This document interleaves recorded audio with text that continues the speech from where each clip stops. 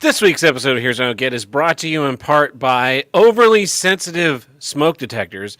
Overly sensitive smoke detectors, they'll be sure to warn you that something's happening in the building. Is it a fire? Probably not, but hey, might as well evacuate anyway. Am I right or am I right?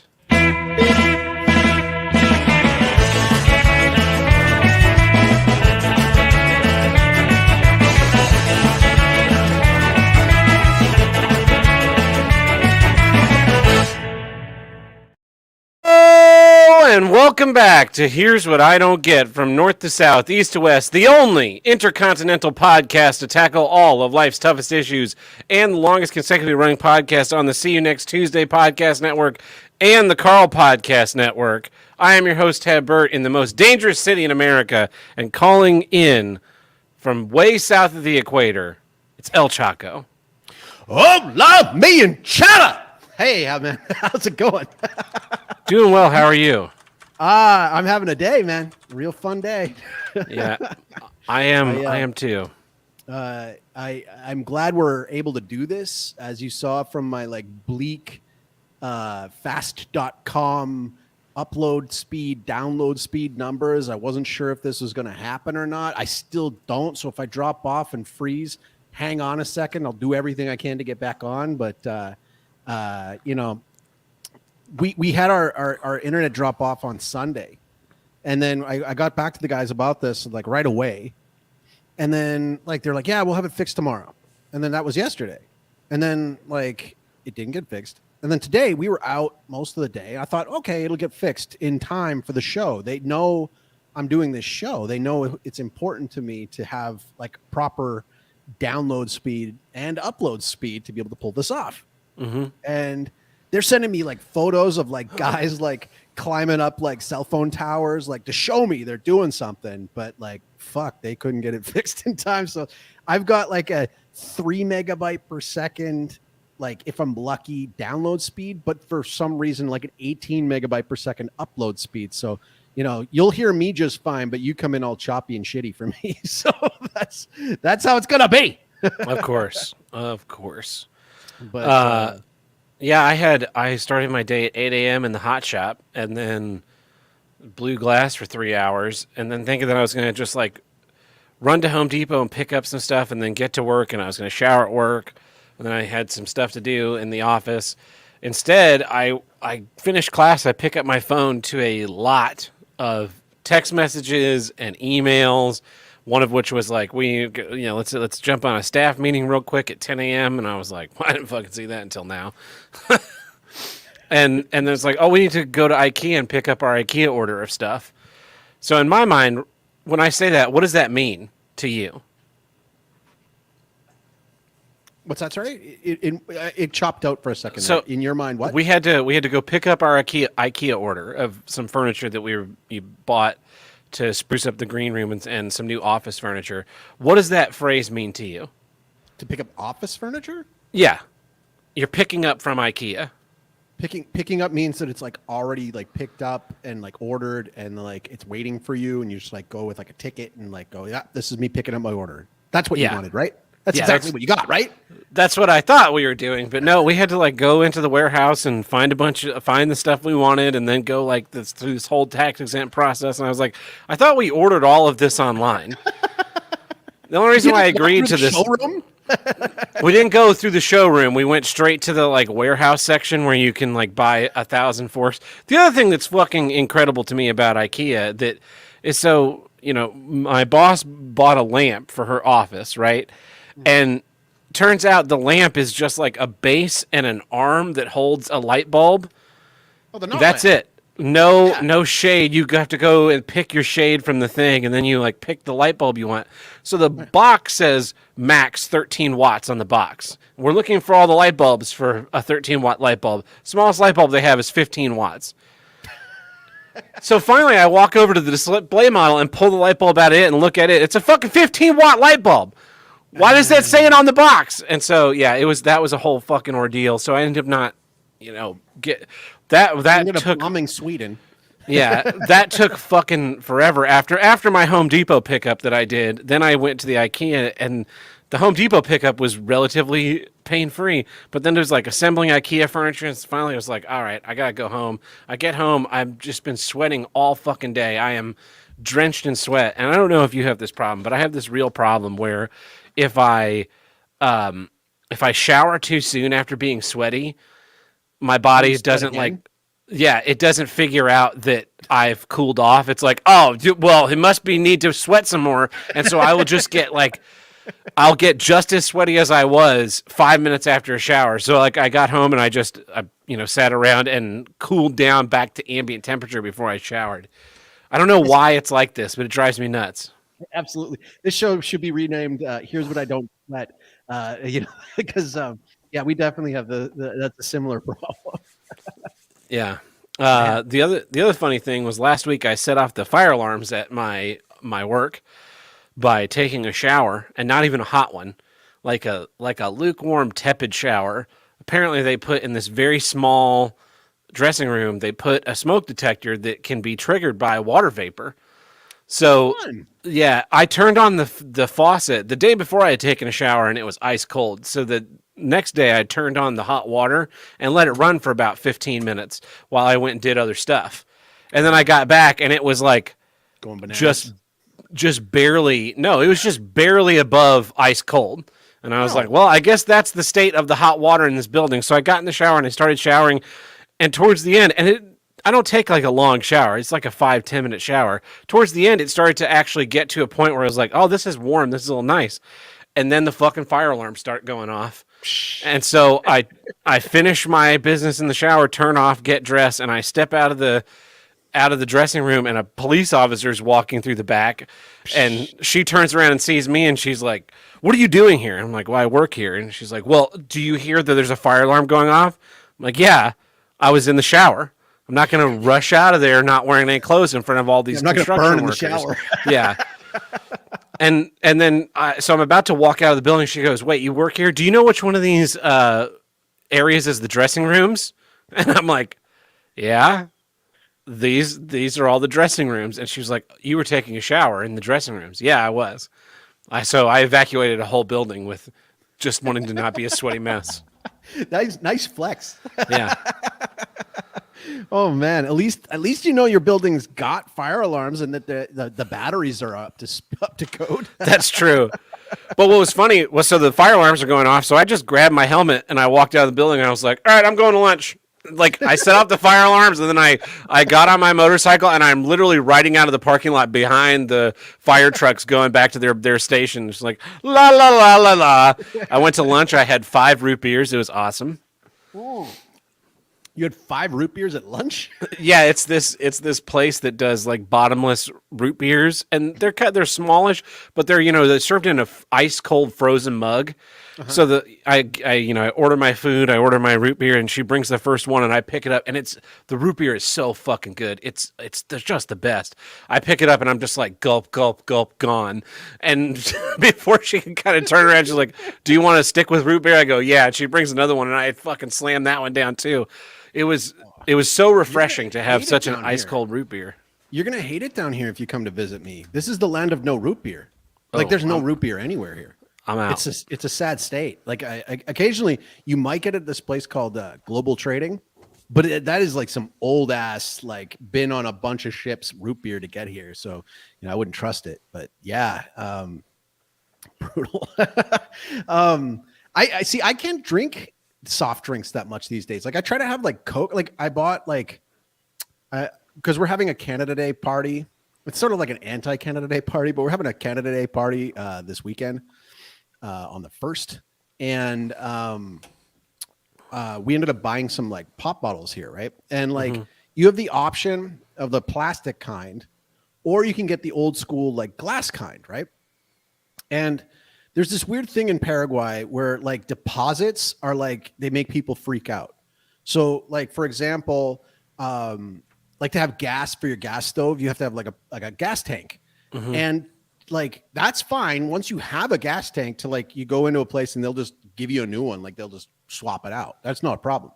But getting that first fucking gas tank is like the most like ridiculous. Like, you have to be like willed a gas tank. Like it's like so hard to get like a gas tank. And the same goes for like some brands of beer, and then like these glass bottles of like Coke and Sprite and stuff. And like the Coke down here is like, I'm not going to say real Coke as in it's got like cocaine in it or anything like that, but it's like it's got like real cane sugar in it, so it doesn't have like the high fructose corn syrup.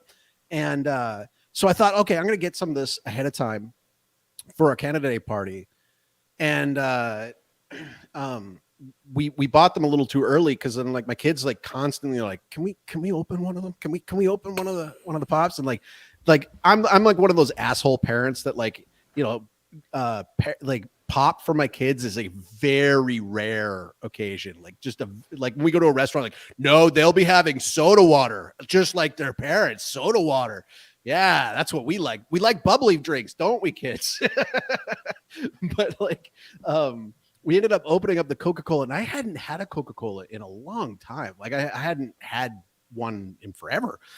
And like, I drank it again, like with my wife, and I was like, man, I just can't get over how sweet this is. Like when you go away from it for a long time, like a soda, like a drink, it like, I know that like in different regions, like the colloquialisms are different. Like, what do you call like a Coke? Is it just like everything? Are you one of those places that everything's a Coke and then they say No. what flavor? I can't speak to what people call things because I've never spoken with whatever regional dialect I'm supposed to. Okay. So I've always referred to it as soda. Soda. Okay. Yeah. So like for where I grew up, it was just pop. Right? It was just pop. But like I know, like as we got older, we just kind of started moving into just calling it soda. Because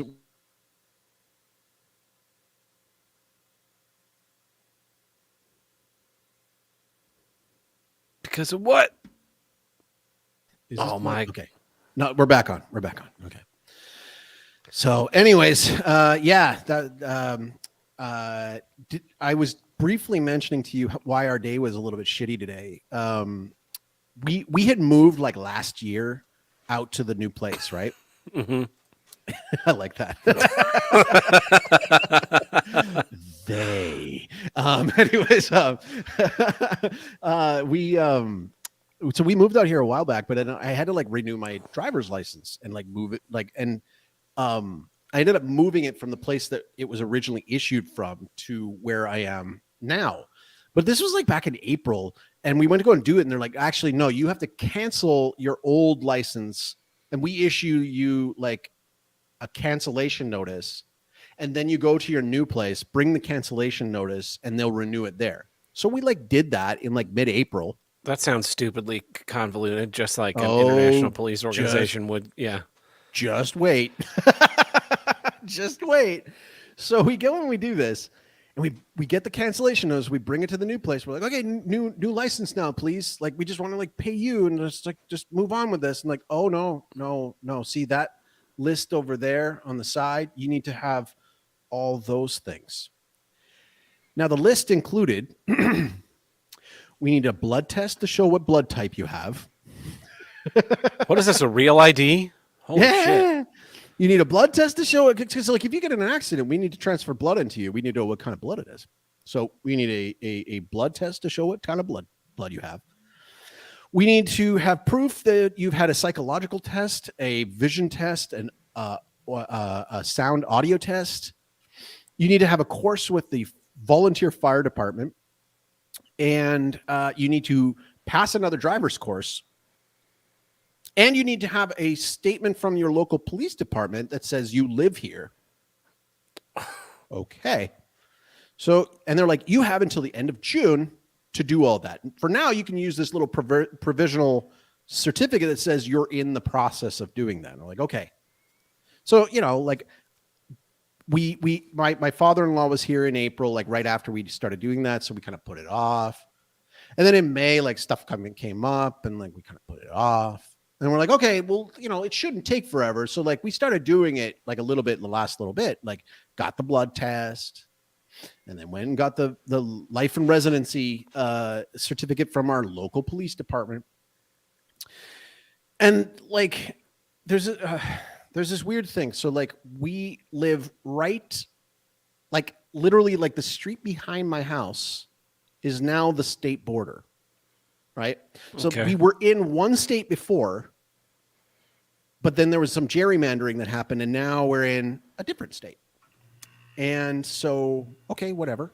We went to our local commissariat. The police know me. They like been to my place. We give them fish.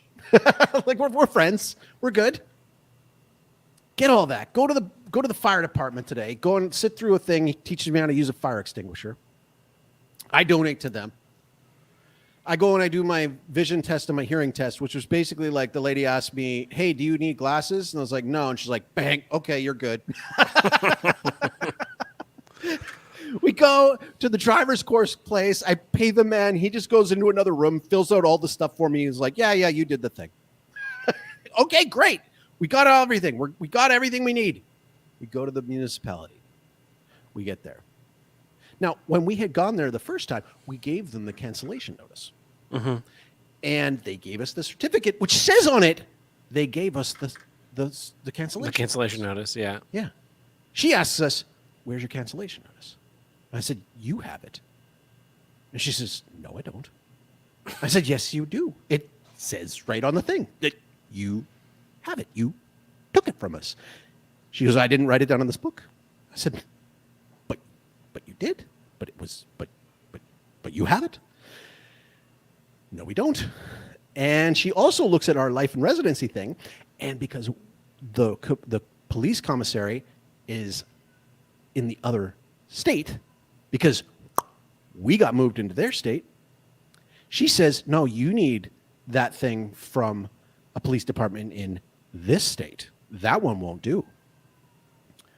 Oh, so what about the cancellation notice? She's like, you may have to go back to that place 2 hours away where you canceled it from, your old place, and get them to reissue another one. I'm like, they won't do that because they already canceled it, and they gave us this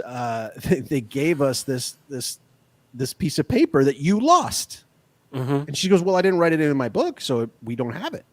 I was like, okay, yes, you do. Like my wife keeps a diary. I know the exact day that we came here and gave it to you, and it says on the paper you took it from us. Doesn't matter. So, okay, fine. We'll go over to this other police commissary. We go to this other police commissary, and we get there, and the lady says, oh, you're from Canada. You need another Interpol global police background check. Oh, where do I get that? In Asuncion, 2 hours away. So now I've got this like beat the clock thing that I have to do in order to be able to continue driving legally here. And I have to go and do this. And I said to this lady, I'm like, but like I already did the Interpol thing when I got my permanent residency here. I've got my permanent residency card. See, I live here. I own property. I like donate to the community. Doesn't matter. You need an Interpol thing. But I'm like, but the other commissary didn't ask that about me. And they're like, well, it doesn't matter. So fuck it. Tomorrow we're going to the other municipality and we're just going to go to them and say, I fucking lived here and just give it to me. I've got this life residency thing. I'm not going back to Asuncion. And I'm going to show them the thing that the lady like lost of mine and be like, she fucking lost it. Just give me the thing. Can I give you $100? Can you please just fucking issue me the fucking driver's license? I don't care anymore. Just, here, $200. Just make this problem go away. I don't care. I just don't. It costs me more to go and lose a day of work to go all the way out there and back. But yeah, I always wonder what these types of civil servants think that they're like saving the world from. Like, what are you're gonna get into like a horrific accident and they're gonna be going, how did El Chaco get access to a vehicle? And they're like, CSIing it back. And it's like, he signed a form from the wrong municipality. It's all this woman's fault. So fucking stupid. All automatons. That's the problem. And like, I don't know. You listened to what I said in the last couple of episodes. I told you about my sheep, right? Mm-hmm. I got sheep now. So we have sheep, we have ducks, we have a pig, and of course we have the fish. And do you have any EIEIO though? Not. It's on back order. So when we bought the first set of sheep, like I bought the cheapest sheep I could buy. I bought cheap sheep, and it was like I went to this place and it was like the most rundown. Like this was like straight out of a horror film to get these sheep. And I got these sheep, and like they're like I thought they were fine, but then like I got this other offer on like good sheep, and like I bought like this like like this ram that's like a stud, Mm-hmm.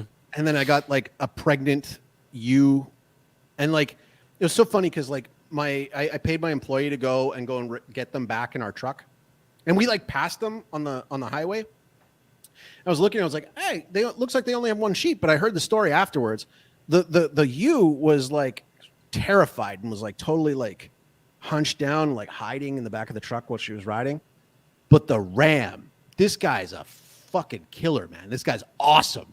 He stood like the whole time, just like didn't give a fuck. Just like the wind didn't matter. He was just sturdy and went the whole way. So we ended up renaming him. We called him Rambo. Rambo or Ram, and he's awesome. But we're like so excited because we're gonna have this like baby lamb from this other like ewe. But then all of a sudden, like one day, I come out, my employee's like, "Hey, you hear that?" And I'm like, "What? Oh, hey, that sounds like some like high pitched buying." Is like, "Yeah, you have a baby lamb in the shelter." So we go over there, and sure enough, this little black, cute, little tiny, little like feeble little lamb is there, and I'm like, which one's the mom? Like, which one's the mom? I don't know which one's the mom. And we're looking through and like, oh yeah, we can kind of tell it was the tall, darker brown one. And she had nothing to do with this baby lamb. She had nothing to do. She had no time for it. We're like bringing the lamb over to her, and she's just stepping on it, walking away, pissing on it. We're like, stop that. You're supposed to give it some milk. So we're like, man, this mom is like really bad. She just wants to go out dancing, like she's not responsible. So we named her Shaniqua, and she was not a good mom. And like we tried, and we like pinned her in, and we tried to do our best. And like for 2 days, we kept this thing alive. Like we ended up getting like formula and giving it to the lamb, and like finally got the like mom to like we pinned her against the wall, like just stay still while your baby feeds like colostrum that it needs to survive. And unfortunately, like 2 days later, it didn't work out. And yeah, but like we realized like there is a very huge distance in quality of sheep. So we're gonna have this long week of culling the rest of the cheap sheep because like we don't need those anymore. Like I gotta wait a little while though, because like we gave some like ivermectin because like we don't even like eat the meat, like because they're like kind of like in rough shape. So we're gonna try our best. Like that might end up being stew meat or something like that, but we're gonna wait a little while. But man, yeah, farming's not easy. I can't believe you gave your sheep. I like that. Yeah, good reference. I can't believe you gave your sheep horse medicine. Joe Rogan said I could. The DeChapel. So yeah, we're up to speed, I think now, right? Yeah, well, let's hop into some issues. What's your issue this week? Here's what I don't get. Human rights. Okay, let me preface this for those who are only listening to the show. I say human rights, GM, trademark, right? Kind of like when I was doing with like activists, right? Because like, human rights are a funny little thing because people cite them all the time. People will say, well, that's a basic human right. Like water is a basic human right. Or like you should be granted life, liberty, pursuit of happiness, right? Like these are human rights. Mm-hmm. It goes back to things like the Magna Carta and all this kind of stuff. But it's like, I started digging into this. Like the human rights are a little bit, they're a little fucky.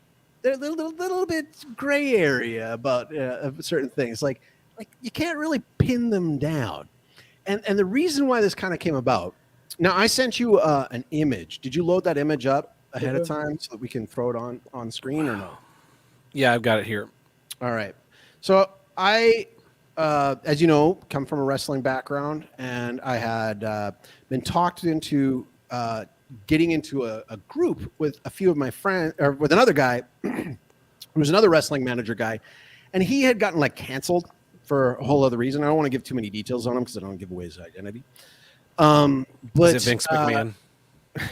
Basically, Vancouver's Vince McMahon. So, anyways, I get into this thing, and we knew ahead of time, like this guy, he sits on the left, and to him, I sit on the right. I mean, for most things, I'm like dead center, but like to anybody on the left, I'm like Hitler, basically. So this image on the screen is an image of at the end of a Chicago AEW, all elite or all effeminate wrestling show in Chicago. CM Punk, who's kind of like I would say he's like their top draw. He's like kind of their big name. I mean, he's a big enough draw, a big star. After the show, goes into the crowd. I mean, and it clearly a fucking plant. Like clearly a plant. Okay, I've seen how expensive AEW tickets are. Like, I mean, that front row seat's like you're pressing like $2,000 in some cases, right? Like it's really expensive. So like if you spent $2,000 to go to a wrestling show, sitting in the front row, with access to like give a sign to like a wrestler, and you go to a wrestling show, and before you get there, you write on this sign, because in this image on the screen, it's CM Punk holding a sign that says support LGBTQ plus youth. He's got that sign up. And so I'm thinking to myself, like, first off, like, who the fuck brings that sign to a wrestling show? It's clearly a plant. It's clearly to draw eyes. It's clearly to get some clickbait going. So I share this image to this group with my other friend who's pretty much a centrist, and this other guy who I thought like was like kind of like a quasi leftist because he like worked in like schools and like a union and stuff. And I said in the thing, I was like, I really wish that they would just leave the divisive politics out of wrestling, right? I just want to go to a wrestling show and watch good guy punch bad guy in the face. That's what I want. I just want to watch good guy punch bad guy in the face. He fires back. I hate to break this to you, but wrestling's always been political. I mean, look at Hulk Hogan. When Hulk Hogan was dealing with like Sergeant Slaughter and the Iraq War deal, that was political. You look at the Jack Swagger and his manager when they did the We the People thing, and I was like, yeah, but those were like heels doing heel things. Also, too, there's a big difference because and he's like, yeah, you just didn't notice it because like for like immigrants. That was like really bad in the 80s and 90s. Like they didn't feel welcome. I was like, what do you, dude? There weren't that many. There just wasn't that many that were at shows. That were going, oh, they're booing the guy from Iran. Like dude, it was like at a time when there was like fucking like Iran hostage taking. So I'm like, well, look, dude, like there's a difference between politics and wrestling that is designed to get the crowd to chant USA, USA, USA. And this guy holding up a support LGBTQ plus youth poster, which is totally political. It's just totally political. You got a room full of people who you're probably alienating about half of the crowd. He says, no, in Chicago, it got got applause, and I was like, but yeah, because like anybody booing it's going to get thrown out of the show. Probably. But also, too, this idea that like supposedly to not what does support mean, right? What does support mean, right? Well, like, and go ahead. At this point, how can you not feel supported? I mean, every corporation on the face of the planet is changing their fucking logos for a month. Any pushback at all is completely shut down. Like you are the Illuminati. Like if you want to know who's oppressed, find out who you can't criticize. Like you absolutely can't go into any public forum and say anything about LGBTQS+A anything in any way other than to say like this is so fucking great. Like they're painting fucking streets, they got fucking flags everywhere. How much more fucking support do you need? And the answer is they need people like you and me on our knees sucking dick in the street. That's what they want. Exactly. That's what they want. And like I pointed that out. I said, listen, man, it's political. And he says, by the way, it's not politics. It's not political. It's a human right, he says. I was like, wait, hang on. What's a human right? What's a human right? Okay, You and I know you can sit and hide behind and be like, like, what do you want? Like, oppose LGBTQ plus youth? No, No, I just want you to shut the fuck up. no, dude. And he goes, I can't believe you're. I said to him, I was like, I can't believe you're saying it's not political. It's a fucking cop out. It's a total cop out. Why is it a cop out? It's a cop out because, well, okay, I'm from Canada. It's literally fucking illegal now. It's fucking illegal now to offer counsel to a kid who identifies as same-sex attracted in anything that's not affirming. Mm-hmm. If your kid comes to you and says, hey, Dad, I'm your daughter now. I'm your daughter. I want you to refer to me as your daughter now. And it's like, no, son. I love you. I want what's best for you. And this isn't, you seem to be confused about some stuff. And let's see if we can help you out with this. Prison, take your kids away. That's the law. How is that not fucking political? He says that it's not political when it's a human right, which got me thinking again about human rights. What the fuck are human rights? Who determines what they are? Right? Well, actually, I'm all for this now. Yeah, let's stop arguing about human rights. The right to gun ownership and self-defense is a human right. So anybody who wants to take that away or infringe upon it in any way needs to shut the fuck up, because that's a fucking human right. Well, again, okay, so let's break this down. There's support LGBTQ plus youth. Okay, 3 lines of text in there. Support, what does that mean? Right? I'm all for. I don't hate gay people. Okay? I feel bad for them. I want them to have a better life, and I don't want them to make that choice. And it's a choice. And the thing is that to support them, what does that mean? Does that mean I have to give you hormone blockers? Does that mean I have to affirm everything that you are falling into? I mean, listen, man, I've said this before to other people. I'm like, look, if you have a friend who is addicted to heroin and you know that addiction is harming them, is killing them, it's going to shorten their lifestyle or shorten their lifespan. It's going to cause major harm to their overall life quality. Yet, what? People like things, people like what they like, man. Let people like things. What does it harm to you? Well, because I like this person enough to not want them to harm themselves, right? You look at study after this. This is the kind of studies that they will absolutely block. They will bury and block. But you look into the studies on that community, on that lifestyle, you've got diseases you've never fucking heard of, man, that are absolutely all over that community. You've got a lifespan that's way lower, way lower. On the life expectancy, the average lifespan is in their early 60s, but we're talking about a ton of them that die in their before 40. Mm-hmm. You've got massive amounts of spousal abuse, partner abuse. It's shockingly higher than the heterosexual community. Shockingly higher. You've got and you also got a group that has a partner count in the thousands. Okay?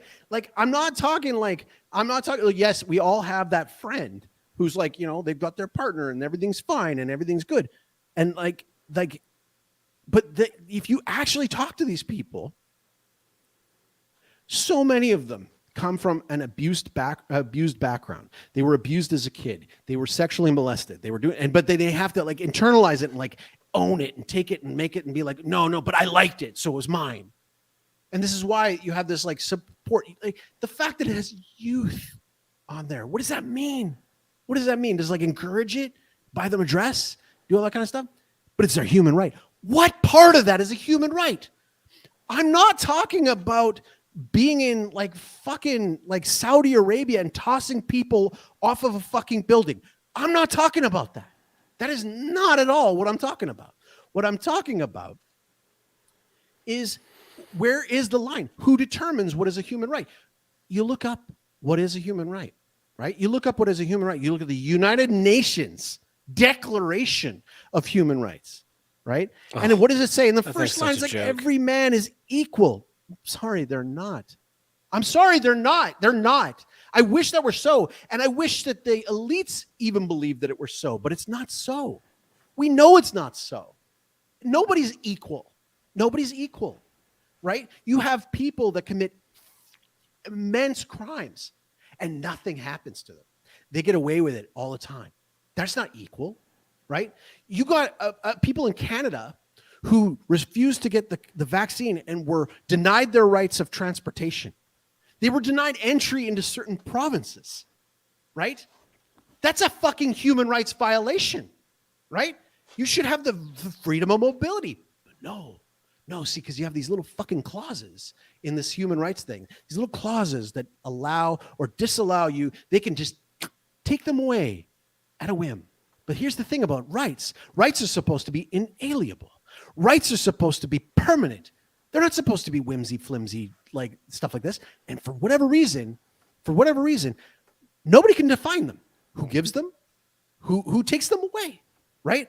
Like, it blows my mind. Like, and then the other thing that drives me nuts about this is, like, in Canada, I know that in parts of the U.S. they have this too. They have these what they call human rights tribunals or human rights commissions. Mm-hmm.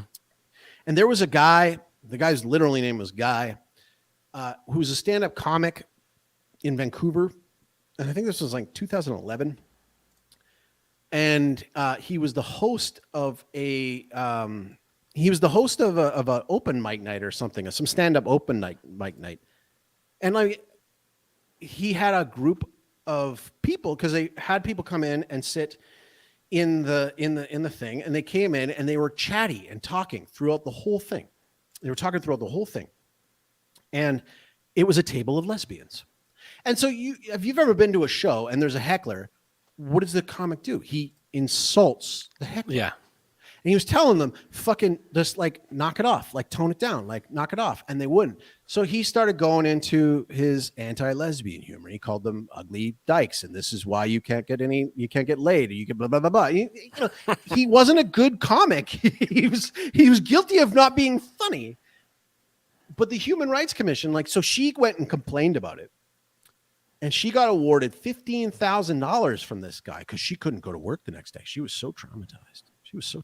And the restaurant had to give her $7,000 as well.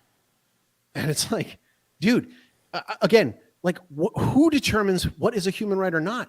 In Canada, the Supreme Court of Canada just denied an appeal from a woman who.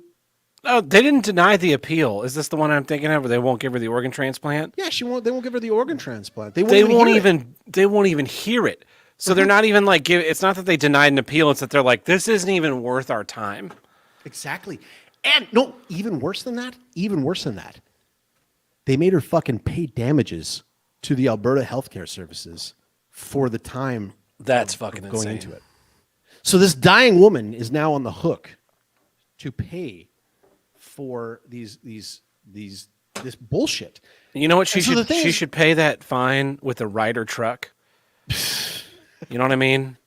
Well, this is why I'm saying, like, when I say human rights trademark, you and I both know there's no such fucking thing. Unfortunately, there's just no such fucking thing. Go around the world and you will find human rights violations in every fucking country across the planet. Every one of them. Every single one of them. Doesn't exist.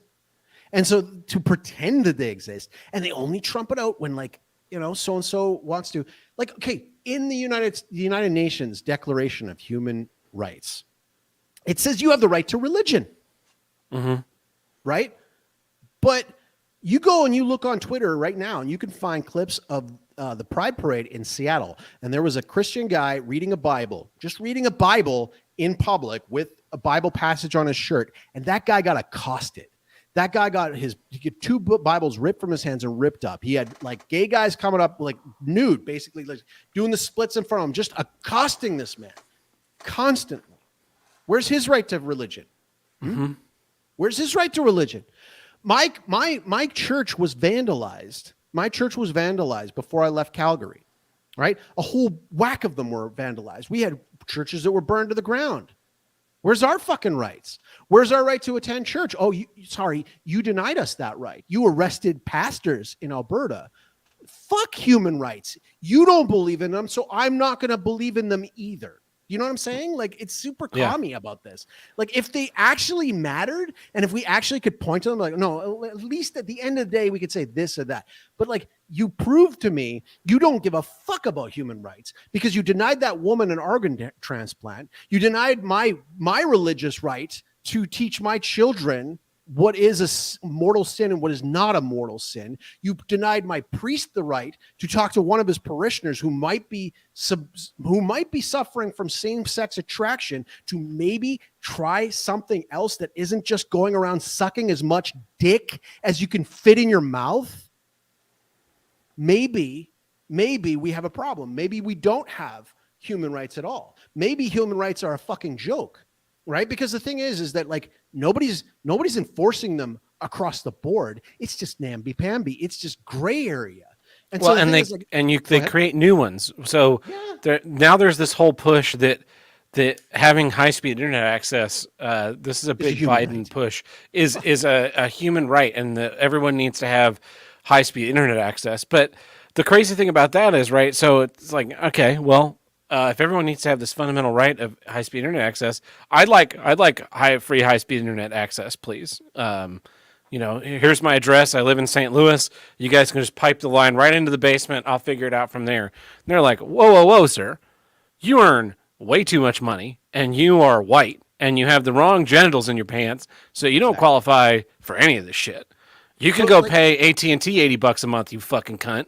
Like that's the response to that. So it's like, well, is it a fundamental human right, or is it just something? Is it just more government gimmies? Exactly. They want to enshrine abortion as this right.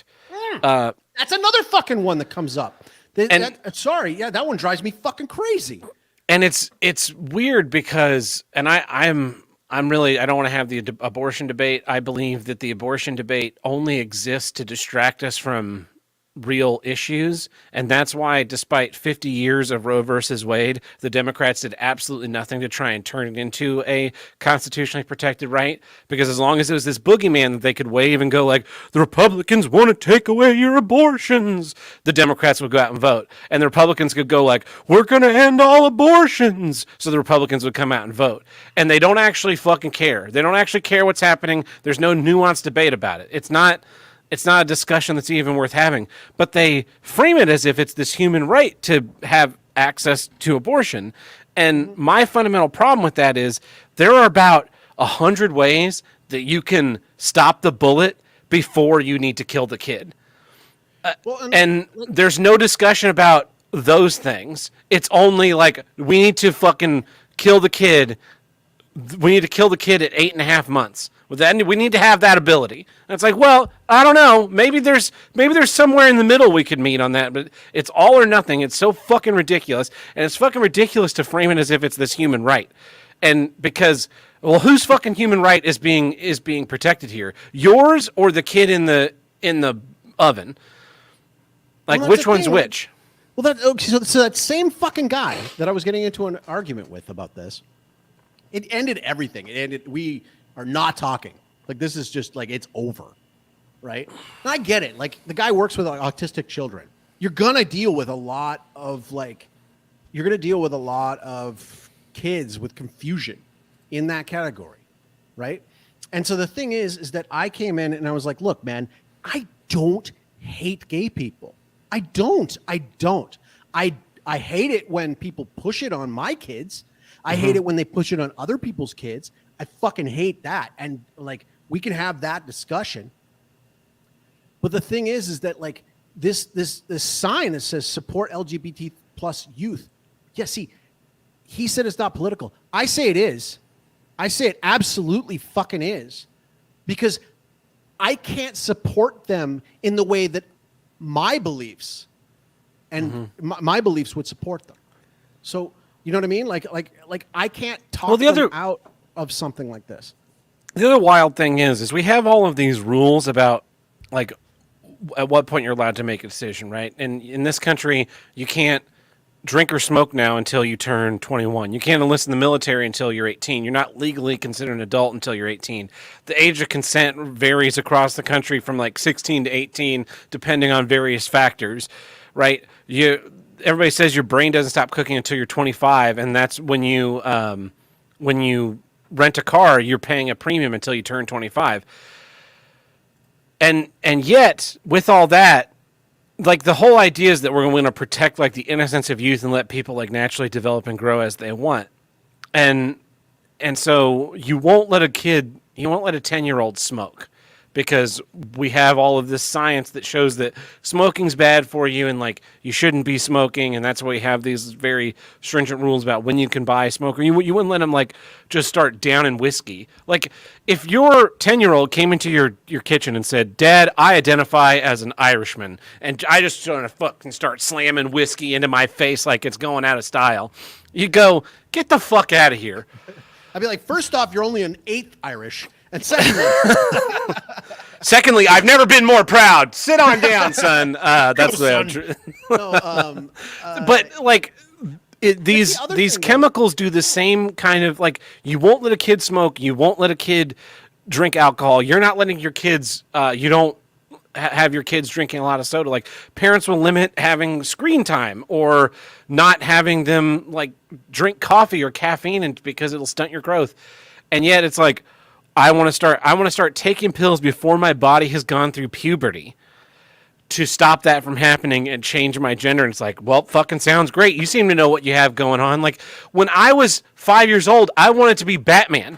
Imagine being trapped in a decision you made as a fucking 5-year-old or a 10-year-old or even a 15-year-old or a 20-year-old. Like they know exactly what they're fucking doing. They know exactly what they're doing. Because the thing is, okay, first off, you look at the studies, right? You look at the studies. 88% of women who identify as lesbian or bi convert back within a 3-year period, right? So if you eliminate the even option of having that talk with them to talk them out of it, because this other side thinks that anybody who opposes that sign hates them. I don't hate them. I don't hate them at all. And yet you don't want to have this debate. And this is a sad state of affairs. Nobody wants to debate fucking anything. Nobody wants to debate anything. It's just those people bad. Those people bad. And we don't talk to those people because those people bad and cancel them. And this is coming from a guy who got fucking canceled. This is a guy who got canceled for legitimately like mistreating women. Okay. And so the thing is that like, it's this weird virtue signal. And I hate using the term virtue signal anymore. I really don't, but this is really what it comes down to, right? This is what CM Punk is not a good dude. He has his own issues. He rips on people. He's got his own. This is the same guy who comes out with a shirt that says like, until you have these, and it's got a picture of ovaries, you have no opinion. And it's just like, dude, fuck off. Because the thing is that I don't want. This is seeped into literally everything. It's seeped into everything. It's seeped into everything. All the movies, all the TV shows, all the movies. I can't go to the fucking hockey games, right? Like the NHL decided that they're not going to have like pride jerseys before games anymore because too many players were like bailing out and they lost money. Okay.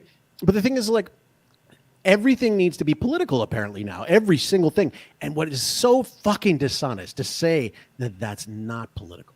It absolutely is. And I said to him, I was like, dude, what if he came out and like held a sign and said free Palestine, right? That's divisive, right? It's a divisive thing. What if he meat is murder, right? He's like, still not political. What the fuck are you talking about? Are you saying that PETA is not a political organization? That's their freaking motto, man. Like, what are you talking about? But this is the cognitive dissonance that they have, and they don't want to have a debate. You've seen this with this Joe Rogan, RFK Jr., Dr. Peter Hotez or whatever, and he's like, I'm not going to debate them because they're just going to pull me into this, and we should not have this debate because a debate is unsafe to have a debate about the vaccines. What are you talking about, man? What are you talking about? Why will nobody debate these things? And the truth has nothing to hide. No. That's the difference. And with these they want to like create these to be these self-evident truths that are above reproach, like the sky is blue or gravity pulls us down, and they're not. God created them man and woman. And I'm so, if you can't have a discussion about what you believe, you might as well believe nothing. Like if you can't articulate what, and part of that is what they want nihilism, because nihilism is much easier to control. It's Well, much easier to control the nihilists. But also, I think that there are probably like 60 to 70% of people that don't know why they think a thing. Yeah, we know these people, and sometimes like it's a relatively smart person that just thinks a thing and doesn't know why they think a thing until you start kind of pushing them on it. That was the thing. This guy's smart. This guy's like ridiculously smart, and I was hitting him with like legitimate points, legitimate statistics, legitimate points, and he just like nope. And then he had the audacity to say, "You're jumping through a lot of hoops to make a point to defend hateful people." It's like, I don't hate any of these people. I want to help them, and you're not helping them. I'm kind of starting to to them though. into a life of fucking drug use and suicide and depression and fucking partner counts and STDs and like a shortened lifespan. Like, you're not helping them. That's not supporting them. That's harming them. And if I said that in Canada, I go to jail. You would go to jail. And I have to ask, like, okay, so we need to support these people. So what is the support when a company changes their logo, to the rainbow flag, and then, Bethesda, Saudi Arabia, they don't change that. There was a big controversy last year because Spider-Man came out on PC, and with that came a host of mods. And some guy created a mod where you basically change the regional setting of these flags that are all around the in-game thing to Saudi Arabia, and it got rid of all of the gay pride flags. And then people were real fucking upset. Like, well, how could you don't want to have gay pride flags in your video game? They're just a flag. What's your fucking problem? It's like, well, why don't you fucking calm down? And why are you not upset with whoever fucking made the Insomniac? Is that who made that game? Whoever made the game, that they were like, yeah, we're putting all the gay shit in England and America and South America, but not Saudi Arabia though. Oh yeah, can't put that shit in there. They don't like it. Like, that's who you should be upset with, because they're just fucking pandering to you. They don't actually support you. They don't care about you. They don't give a fuck about you. All they give a fuck about is getting one extra fucking dollar out of you. And they think by slapping a rainbow on there, they'll get one more fucking dollar than they would. They think, well, we'll lose an El Chaco dollar, but maybe we'll get $2 gay dollars to balance out that El Chaco dollar. That's the fucking gamble. The El Chaco dollar. Exactly. That's the El Chaco dollar. That's the fucking gamble they made with Bud Light, and they fucking lost. And Target made that gamble, and they're starting to fucking lose. And the NHL made that fucking gamble, and they're losing. And yet we pretend like it's not this political thing, because it absolutely is. And like you said, I don't hate gay people. I don't have a problem with transgender people. But I do feel like there are a lot of people jumping into a lot of decisions. And I'm not even one of those people that's like, you need to come talk to me and I'll cancel you. I don't know. I don't have any fucking answers. I'm not a fucking answer guy.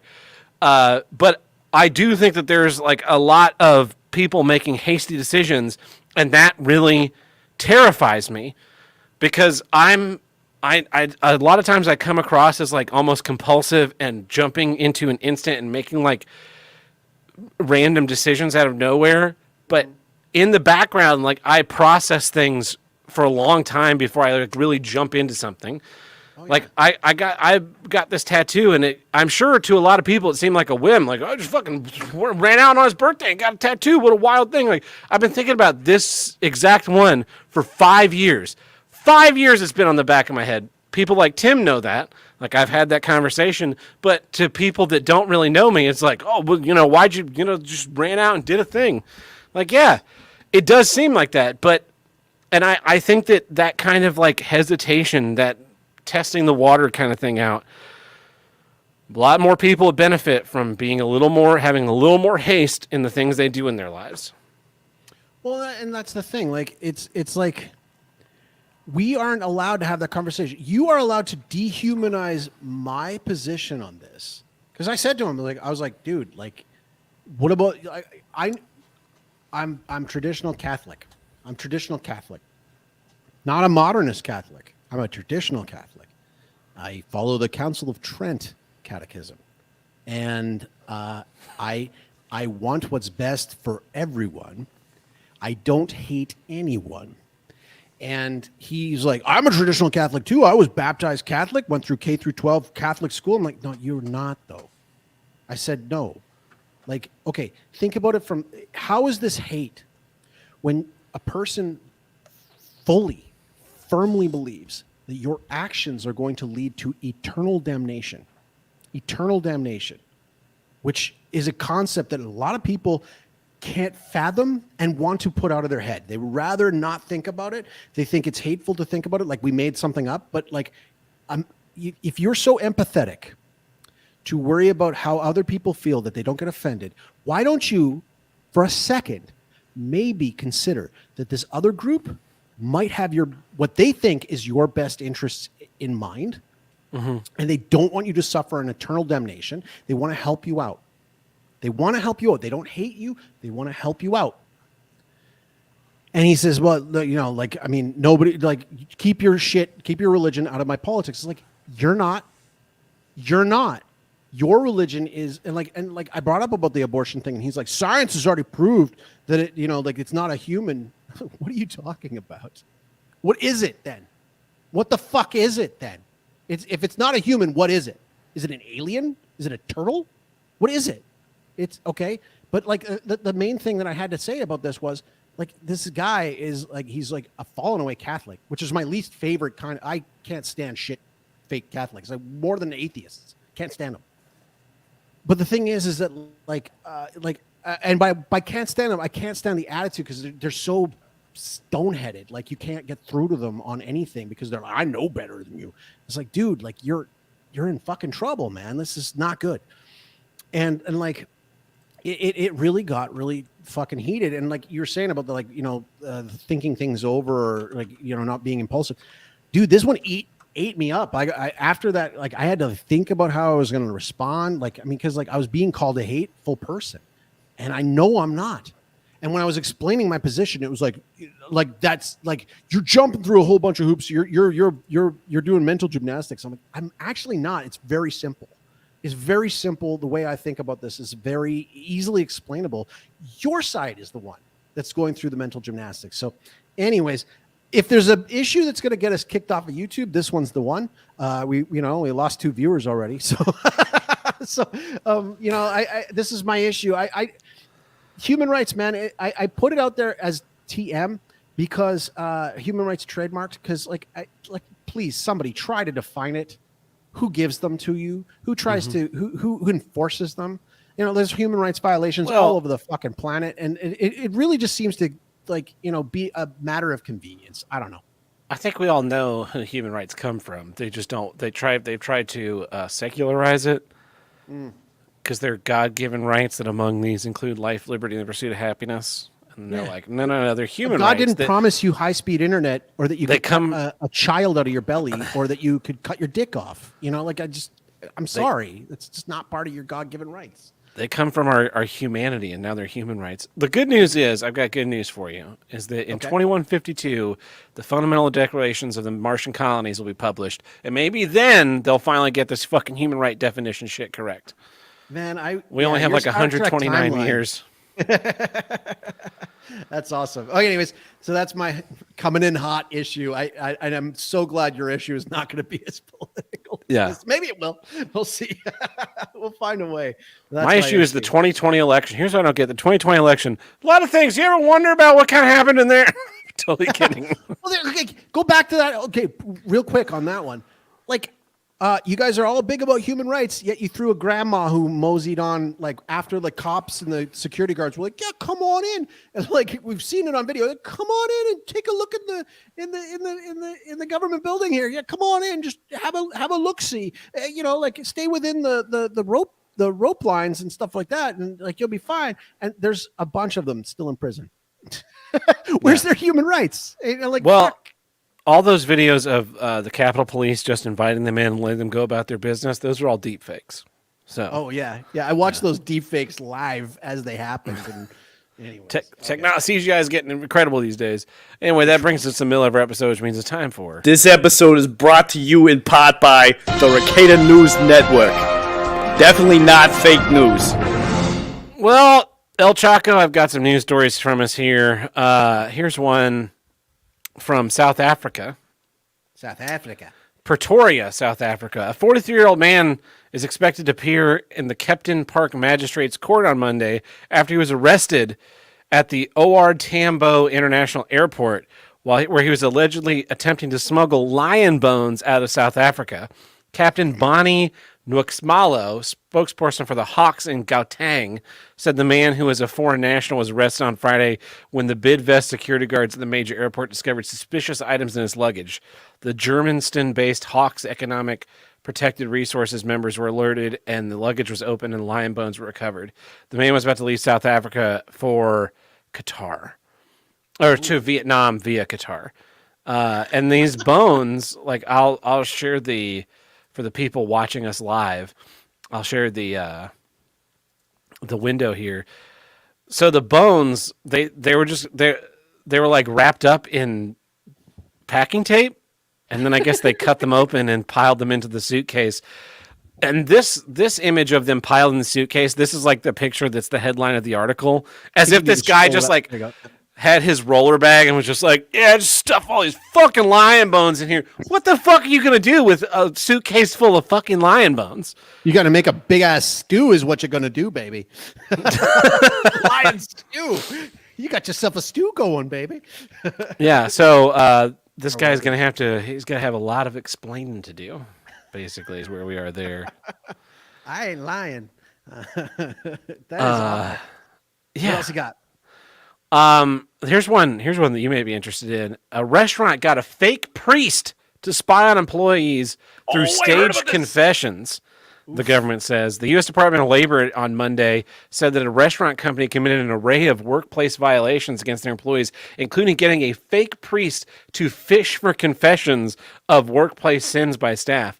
Federal wage and hour investigators have seen corrupt employers try all kinds of scams to shortchange workers and to intimidate or retaliate against employees. But a Northern California restaurant attempt to use a priest to get employees to admit sins may be among the most shameless. Che Garibaldi Inc., which runs Taqueria Garibaldi, 2 locations in Sacramento and 1 in the city of Roseville, said it agreed to a consent judgment in May, and the owners and operators Eduardo Hernandez and Hector Manuel Martinez Galindo and Alejandro Rodriguez were ordered to pay $140,000 in back wages and damages to 35 employees. They must also pay $5,000 in civil money employees. The priest urged staff to get the sins out, a witness said to the Department of Labor. He asked if they had stolen from the company or been late for work or did anything to hurt the company or if they had bad intentions toward the organization. Now, I'm not Catholic, but my understanding is the priest doesn't try and prompt you with what sins you've committed. You go in there and like expose your sins willingly, and that's how you earn the forgiveness.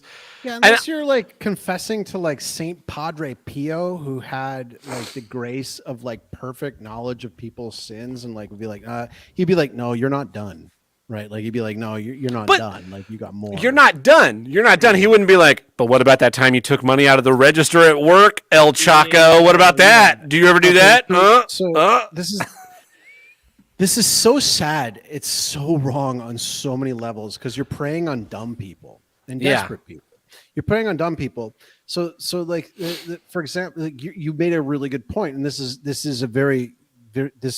like I would have been like, first off, I'd be like, no, I will confess to my priest. You can bingo. You can go away with this. Secondly, if the like a regular Catholic who goes to confession on a regular basis would smell that in an instant. Like in an instant, they would know that this is fucked up. But they're preying on dumb and desperate people. I'm sure that there was not only that, but there was probably some form of coercion. Like you must go to confession with this priest that we brought in. Like again, like that's so atypical. It's not right. Like it's that is such an offense. And I've made this mistake of not confessing but exposing some of my real feelings to people that I thought it was a safe Confiding. space. Yeah. Not necessarily confident, but and confidence, but that like I guess it would have been I expected to be in confidence where when you say a thing in an emotional state and you expect that the other person understands that you don't mean that in a literal sense. And then I've been pulled aside for those like conversations and realize like, oh, I can't fucking talk to this person ever again, basically. And like this has that veneer of where you say the wrong thing to the wrong person who's like going to go call HR. But in this case, they're also manipulating religion which is like an extra level of scummy. Yeah. And so they're going to super hell at that point. Yeah. Like, like they've charged the business owners, but I kind of want to find this fake priest and like he should be in prison. Excommunicate him from whatever religion he's part of. He's probably not Catholic. He's probably like, not. Yeah, and like, because I mean, like, you know what we need to do more of? We need more branding. You know, when they catch a pirate and they like brand the P onto him, so you know that guy's a pirate. We need to bring back branding and like brand shit into people's foreheads or tattoo their foreheads with like the scarlet letter. Yeah, with whatever like fucking bullshit thing that they've had, because like the priest guy or the business owner, they're going to go out and they'll let this shit kind of disappear. I'm like, we need to have a much more longer cultural memory of the shit that you fucked up. And strangers need to also know that you're kind of a piece of shit human being. Well, and like, that's the thing. Like, again, like you should know better as a Catholic, but like, unfortunately, most don't. Like most don't. Like any time that anybody attacks Catholicism, I hate doing this. It makes me sound like a no true Scotsman fallacy all the time, but like most of the criticisms about Catholics and Catholicism aren't actually like Catholic. Like they're not actually Catholic actions, rules, theories, like any of that stuff. And so the thing is that like when this comes up, it's like, like it'll come back and there'll be people who will look at that and go, yeah, see, this is why you shouldn't confess to a man.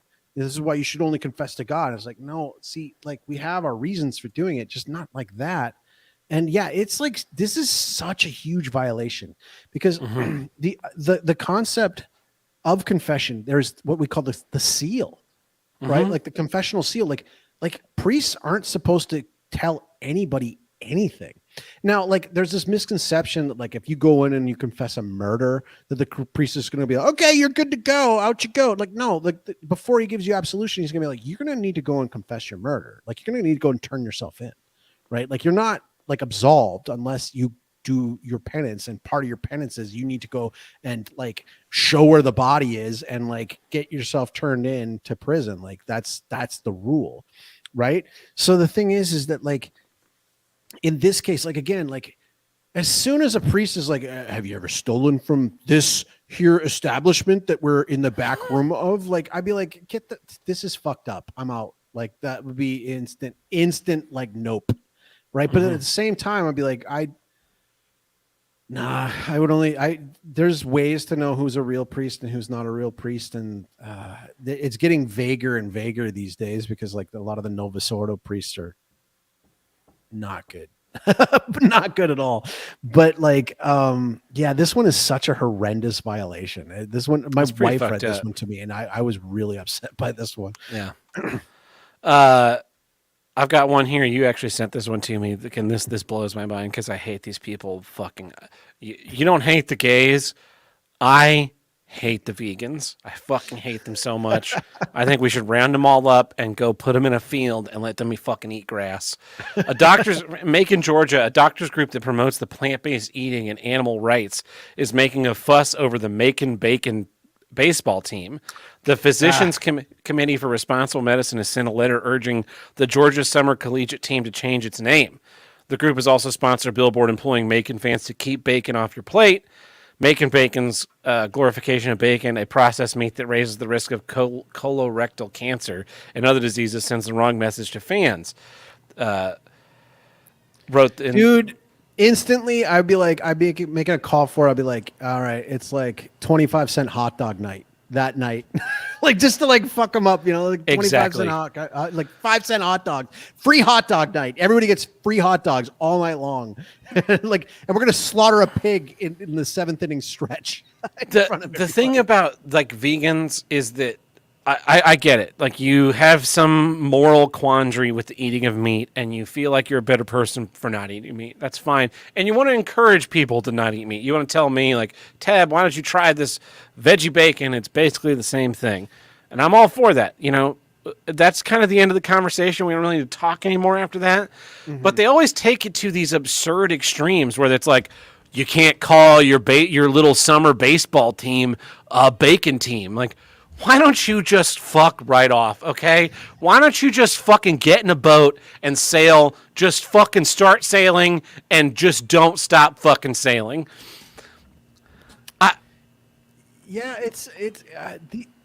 They're just miserable people. Do you think miserable people? Do you think that anyone is going to like you for this? You're gonna go there and even if you win and the team's name changes, the making do you think anyone's gonna fucking not eat bacon? Like I had when Tim was in town, we had I cooked out here and grilled some steaks, right? You know what I grilled before I grilled 8.5-inch thick ribeye steaks, 4 pounds of bacon. Fucking right on the fucking grill. It was fantastic. A couple of nights ago, I grilled myself a steak. I went to the store and picked up a steak on my way home. A little T-bone. Filet wasn't quite up to my standards. So you know what I had on the side? Another steak. It was incredible. You're never going to convert me. No amount of propaganda, no amount of that's just like it bleeds like fucking real meat. It'll never change my mind. I can always tell the difference. It'll never be the same. I love meat so much. I'm embarrassed how much I love bacon because it's become such a miserable meme meat. But I do. It's so fucking good. I eat it and I feel shame and then I'm like, I can't believe I love bacon. I should have not stopped loving. I should have stopped loving bacon in 2008 when the whole fucking internet was on fire with bacon. But it's so good, it overrides that level of shame in my body. Well, here's the thing that I find really funny. This is how annoying vegans are. That they're the group that complained about this when Muslims didn't complain about it. Orthodox Jews didn't complain about it. It's just a fun name. Just let them have their fucking little fun name. Macon, Georgia, it has a history of funny names of their teams. Yeah. Like the Macon Bacon, great name. Fantastic baseball team name. I love it. I want the hat. Yeah. But the second thing was back at, I don't know, I think in the 90s, maybe the early 2000s, they had I think it was an IHL hockey team, and they were the Macon Whoopee.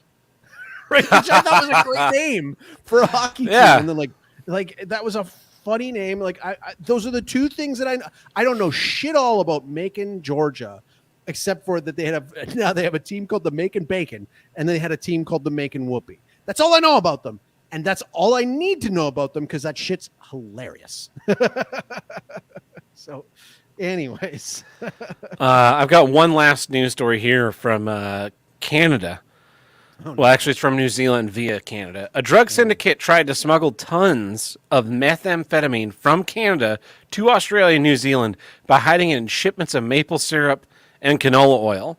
But they got busted on Thursday. Authorities from the three nations said they worked together for more than 5 months to unravel the elaborate scheme that was worth billions of dollars.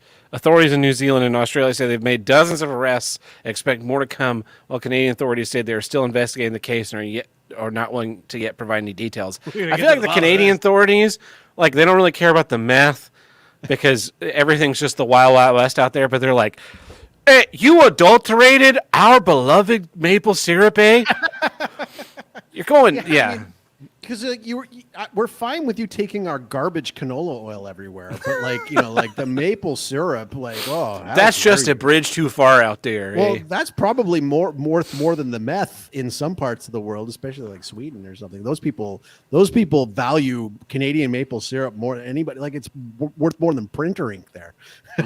So anyway, well, that's our news, and this has been the Ricada News Network. Definitely not Fake news.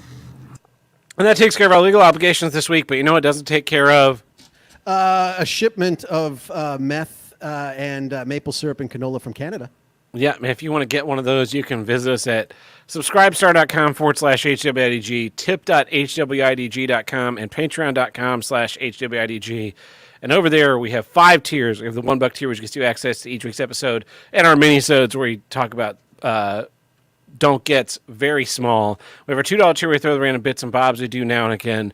We have our $5 tier where we do our bonus episodes. Here's what I do get, where we drop the hate and talk about what's great.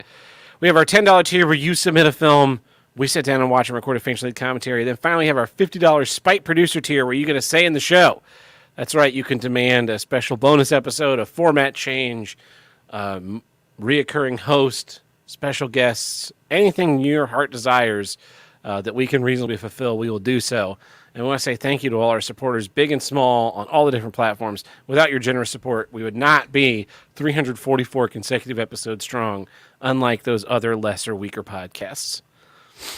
Boom. Love it. Thank you, everybody.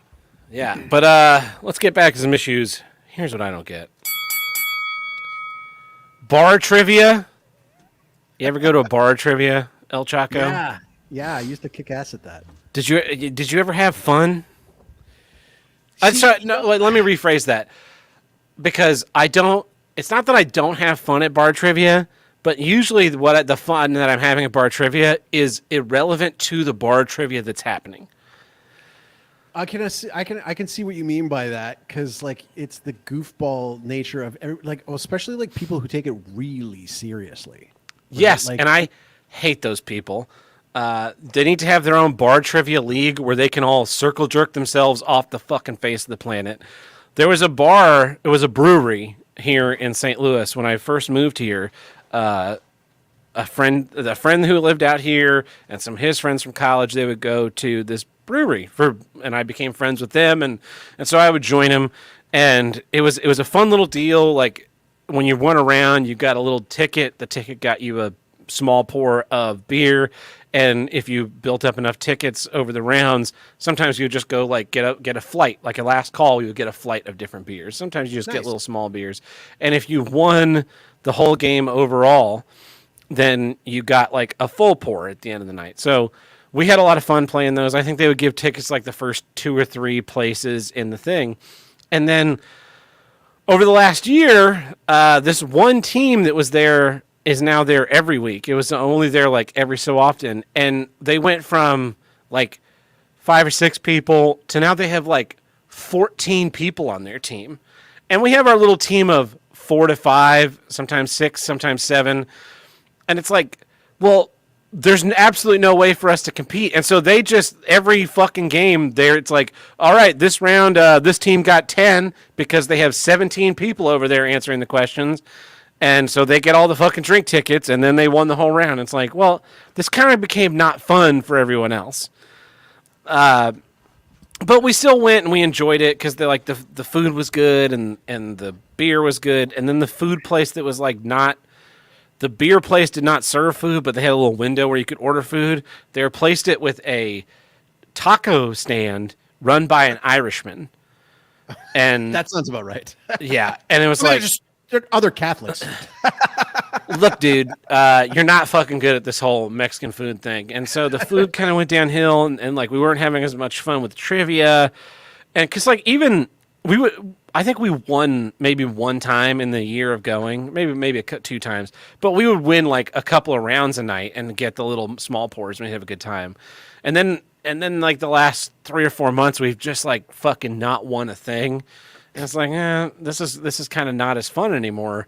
Oh. And so someone found another bar that was doing bar trivia on the same night, kind of in the same neighborhood. So it was it wasn't like out of the way from where we had been going. So we went there last week. And the place we were going, part of the problem was the guy had one fucking speaker. He's up there on his little table. He has one fucking speaker. He's reading out the fucking bar trivia. You can barely hear what he's saying because 17 people are there right fucking in front of him being like, blah, blah, blah, blah, which is real fucking annoying. So we go to this other bar, and this guy has one speaker again. It's like, get a second fucking speaker. There are 30 or 40 people in this place trying to fucking play trivia. Get another fucking speaker. Yeah. So this guy was even worse because I've gone to other bar trivias. Too many of the bar trivia guys think that you're there for them. I'm here for free beer. Our team name is Here for the Beer. That's our name. Good name. I don't give a fuck about you. Your job could be done by a text-to-speech engine because they pull up they get all the trivia from a service. They don't like research or do anything. They just go and they're like, here's our bar trivia night. Here's our theme or whatever, and fucking throw this shit up there. And so it's just. And so he's like trying to tell jokes. He's drawing out all this shit, and then he had some sections that were fucking awful. One of them was like, name this song from 1 second of audio from it. It would just be like, we're like, oh, you couldn't tell that was Billie Jean by Michael Jackson. Like, no, nobody could except for the team up there that was fucking Shazamming every single fucking because the place had this like weird balcony, so there was a whole team above his position and fucking looking up, and then they're on their fucking phones. Like the whole rule is that you're not supposed to be on your fucking phone. I was going to ask about that because this is how old I am. Last time I was going to bar trivia, I don't think smartphones were really as prevalent. Was say ubiquitous, because like the thing is that like it was hard. It was really hard. Like some of the stuff was really deep trivia stuff. It was great, but like keep in mind, like so my firstborn son was born in 2012, so like I kind of haven't been going out to bars for fun since 2012. Like not like with guys and stuff like that. I kind of haven't like it doesn't happen as much. But like, I remember bar trivia being kind of fun back in the day. I mean, like there was different forms of it. There was like the traveling guy who would go bar to bar and like set it up, stupid thing. And then there was also like a digital like. Did you ever play the digital bar trivia where you go into bars and like they'd have like a thing on and you like the little like device that they had and like you had to like push the buttons in and like you could yeah. Tim and I did that once. It was at some restaurant, and they had like that, and you could, it's like scan the QR code on your table or something, and you could join the trivia game. And so you can do it on your phone. Yeah. Yeah. So we joined the trivia game, and we made our name Epstein Didn't Kill Himself, and then we won like 3 rounds in a row, and it was just like big. It popped up round winner. Epstein didn't kill himself. We're like, damn right he didn't fucking kill himself. When I was in college, we went to this place, and I was.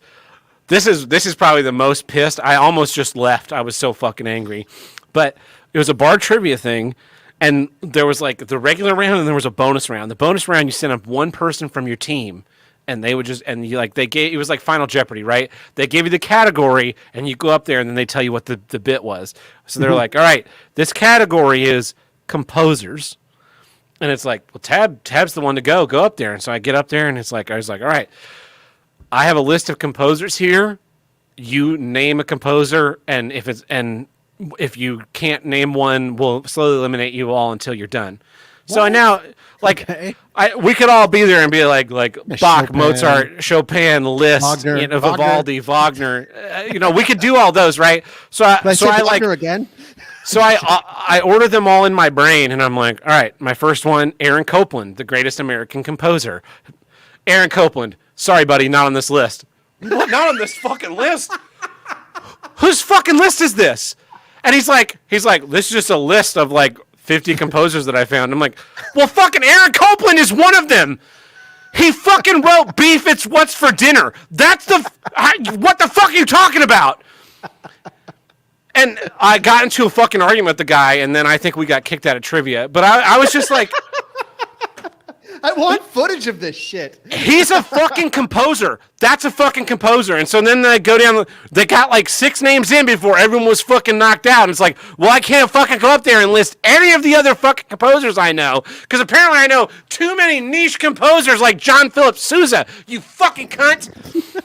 And so the bar trivia is either so fucking obvious that you want to just bash your own head in, or it's so fucking obscenely obscure that no one could get it, unless, of course, you're the assholes Googling everything on your fucking phone because you have 17 people crowded around the table and they can't see you have a phone there. It's just like, you're not playing in the spirit of the game.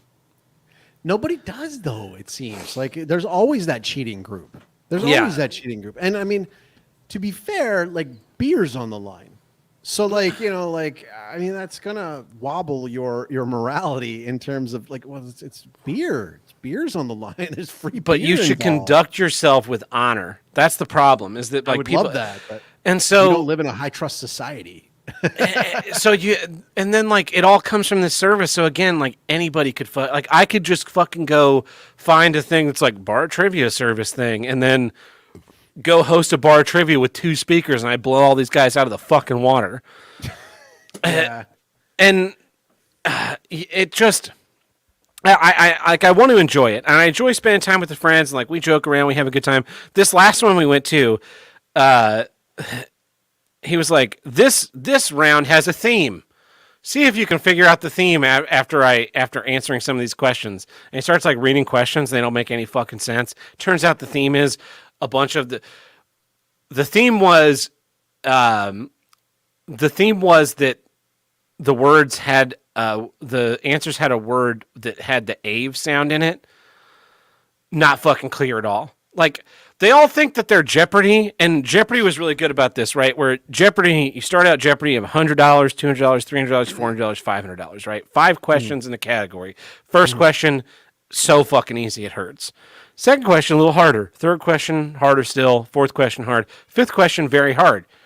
And it was supposed to be like this acceleration. So in bar trivia, question 1 should be very easy, and question 10 should be very hard. But they fucking jump all around. And they don't like, and in Jeopardy, when it's like the category is F words, every answer in this category starts with the letter F. But when you go, the category is a themed category, see if you can fucking figure it out. It's like, it's kind of rude. And then the music one, it was all songs that had the word rain in them. But like answer 1 through 8, they were all like Blind Melon's No Rain, Prince's Raining Men, Purple Rain, not It's Raining Men, Creedence Clearwater Revival's Have You Ever Seen the Rain? So it's like, well, these all have to end with rain, right? Because November Rain, all of these is ended with rain, and then 8 or 9 and 10 just had the word rain in them. So I was like, I know this song, but I can't know this song because the title doesn't have rain at the end, so I didn't fucking write the answer down. Then we didn't get it right, and I was like, well, you kind of fucked up your whole category by putting the first 8 having ended with 1 word and the other 2 didn't. You fucking worthless tool. And the worst part of that bar trivia, so the bar trivia we went to before, like you had a team of 5 people, they gave you 5 tickets, you take them to the bar, you get a little like 2 ounce or 4 ounce pour, whatever the fucking half beer was. This place, hey, we won a round. We got 5 tickets. All right. 1 ticket gets you a sticker. 5 tickets gets you a beer. So 1 person can have a beer. If you want the grand prize, the grand prize of some kind, you had to get like 35 tickets or something. It's like, so I have to save these tickets. Remember to bring them with me back the next time I'm here. Hope I'm with this like same group of people so we can. So what's the grand prize? Like a Bluetooth speaker? I don't fucking know. The 3 men in our party were like, "Fuck this place," and left before they did the final round. And we wandered over to another bar and started drinking there, where they weren't doing trivia, but they did have a really badass blues band start playing, which of course made everyone else in my party go, "We're leaving." And I was like, "I'm fucking listening to blues band." On. They got Schnickel Fritz on tap and a blues band. I'm in. I've never even heard of Schnickel Fritz. It's a brewery here. It's a Urban Chestnut Brewing here in St. Louis. They have awesome. The Zwickel, which is a lager, and the Schnickel Fritz, which I don't remember what it is, but they're both very good. Oh man, that sucks because it's been so long since I've seen a live blues band. Man, when I was living in Edmonton, I went to university in Edmonton, where I also went to bar trivia. And we used to always make a point finishing our night at this place called, I think it was called The Commercial, but we all just called it Blues on White. And fuck, was that a great place to end your night? Like, just the best place to end your night was the Blues on White. And man, now I'm having some nostalgia tall over over going to the bar, doing bar trivia, and getting to see a live blues band. Thanks, Tab. You're welcome. Yeah, I don't get these guys that like think that they're doing something. It's interesting. Like, can you imagine? Like you have hobbies, you have interesting things that happen to you. You have things you could talk about. Can you imagine talking to someone and be like, "Oh, what do you do in your free time?" Like, I go to bars and read Trivial Pursuit questions to people for beers. Probably thinks that's the greatest, coolest job of all time. It probably like, does. Probably volunteers. Like, I bet you don't know what I do for a living. Probably has like a regular 9 to 5, right? And it's like, oh, Jeff, hosts trivia night over at this one bar, and then his coworkers go out one time, and they're like, wow, Jeff sucks. We need to never come here again. It's a side hustle. He doesn't even get paid. He gets like 20% off his tab. Probably and it's weird. I also have this like fundamental disagreement for it because I love live music. I love live music in bars. And so, to me, a trivia night robs a night that otherwise a band could be getting paid. Fair enough. And so, I have this every time I go, I have this dissonance where it's especially the place we went this week did not have. I don't think they do live music, but the brewing place does live music on Fridays, and it's like, well, they could do live music 2 nights a week, and then like bands could get paid, or at least some free beers and some exposure. Not that, exposure is really worth anything anymore. That's the weird thing about I've been bar entertainment a few times, right? Because I used to do open mic and then doing amateur stand-up in Vancouver. But then I also did the midget wrestling tour, and a lot of times we get booked. Midget wrestling would always be in bars. And the thing is it brings people into the bar, but when you're the bar entertainment, it's this weird dichotomy. Like, if I do a wrestling show anywhere outside of a bar, you finish the show and you can kind of take your time taking the ring down and getting it out, and because you're the show. But when you're like an attraction for a bar, like we used to do Cowboys in Calgary, and as the midget wrestling warriors. And the bartenders are the bar owners are weird. So for example, they have this mentality that if there's not music playing, we don't sell beer. So we don't sell drinks. So during our matches, there'd be just random music playing over the match, which kind of sucked. And then on top of that, after the show was done, they were on you, you got to get this thing out of here because we need that dance floor ASAP, right? So we're getting out of our gear, and it's just me and a bunch of midgets taking a wrestling ring out and getting it out the back door. And so being bar entertainment kind of sucks. With the guy with the one speaker, he's probably doing it out of practicality, probably just so he can just pick it up and go and leave, because the owner is probably not tapping him into the sound system and all that kind of stuff. Yeah, the other option for that would be to get a fucking board that has an EQ so that you can EQ your voice. When we were bitching about this, we were walking down the street bitching about this, and my friend's wife was like, the technical guys bitching about the technical aspects of bar trivia, that's an argument that you'll never be able to have with someone. They don't know this. And I was like, well, I find it offensive. This is my religion. My religion is good sound, okay? Oh, you have offended me with your blasphemy against my God, which is your speaker not sounding like absolute fucking shit, dude. It's not that fucking hard. Here's an aside you would appreciate. So one of the last concerts I went to in Calgary was Dwight Yoakam. I went to go see Dwight Yoakam in concert, and I was so psyched. I assume this is in 2019. No, this would have been 2017. Okay, it was pre-scamdemic. That's what I was. Right. Yes. So I went to it in 2017. It was at the Jack Singer Concert Hall, which is a No, sorry, it was not at the Jack Singer. It was the Jubilee Auditorium. Fucking great venue. Like, I mean, this is the kind of place where like only like boomer type entertainment goes. Like, because like the bigger like pop stars go to like the Saddle Dome, but like the Jubilee Auditorium it's like built for awesome sound. It's like this supposed to be just this great. It's a great place to go to a concert. And we went, and like the opening acts were awesome. And then out comes Dwight Yoakam, and he's like, they are rocking it. Unfortunately, apparently, Dwight Yoakam refuses to do a sound check before any show. And so his levels were off, and it felt like I was in a sawmill.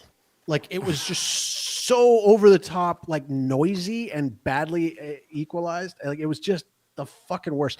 That I've never done this before, but I walked up to like the sound booth and like, dude, like get this shit under control. This is insane. I can't even sit here. We left after 3 songs.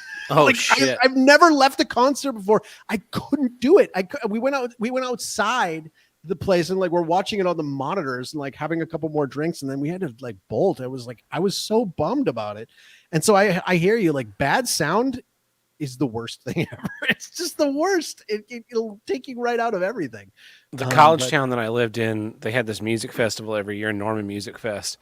And my mentor, he's a drummer for a band.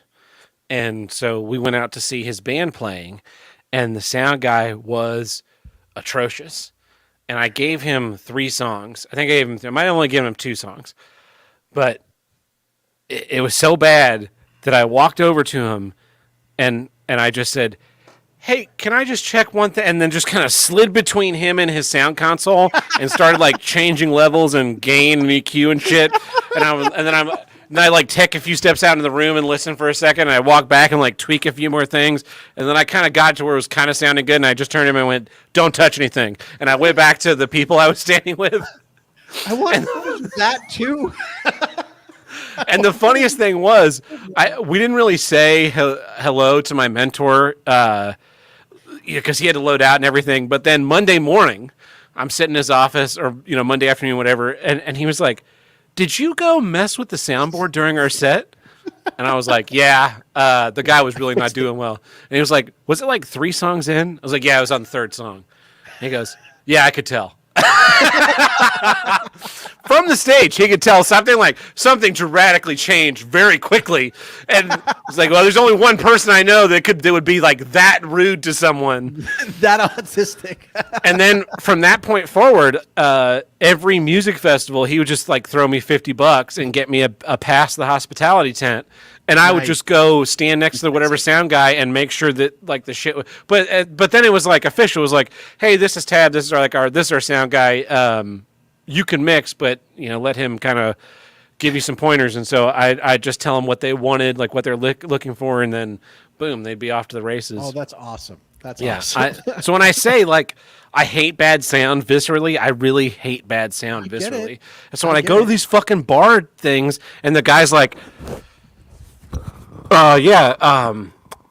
this group invaded the what is it? What's the Seinfeld reference where they end up? No, sorry, it's the Moops. the people that invaded ancient Rome. Spain, yeah. It's like, in 2152, the Martian colonies signed this document. And you can't really hear what I'm sure. Actually, the real shame is. So I'm doing everything I can already. Just the way you're cupping that. I'm doing everything I can to make this mic not sound good, but I have like the board really nicely tuned to my voice and the mic really nicely tuned to my voice, and I have all these like post things that tell you. So it's gonna still sound pretty good. Like it doesn't sound like the butt of what I was. I might be able to get it. Hear it. Okay. In 1492, Columbus sailed this. Write down your answers on your sheet, and then see if any of you people are so. Sounds like it's coming out of a clock radio. Remember anything that you read when you were in the 5th grade, and basically, and also everyone, I'm here for jokes. My wife left me 3 months ago. I'm still here doing bar trivia instead of getting a real job. Don't forget. That's how good of a sound guy that I am. I can just turn random objects to make my shit sound good. Shit sounds. If you're not watching this live, you are really missing out on my audio engineering mastery. And also, I am covered in water. Which means that it's time to wrap up this week's episode. So until next time, I have been Tab Burt. I'm El Chaco. We'll catch you guys next week. Ciao, ciao.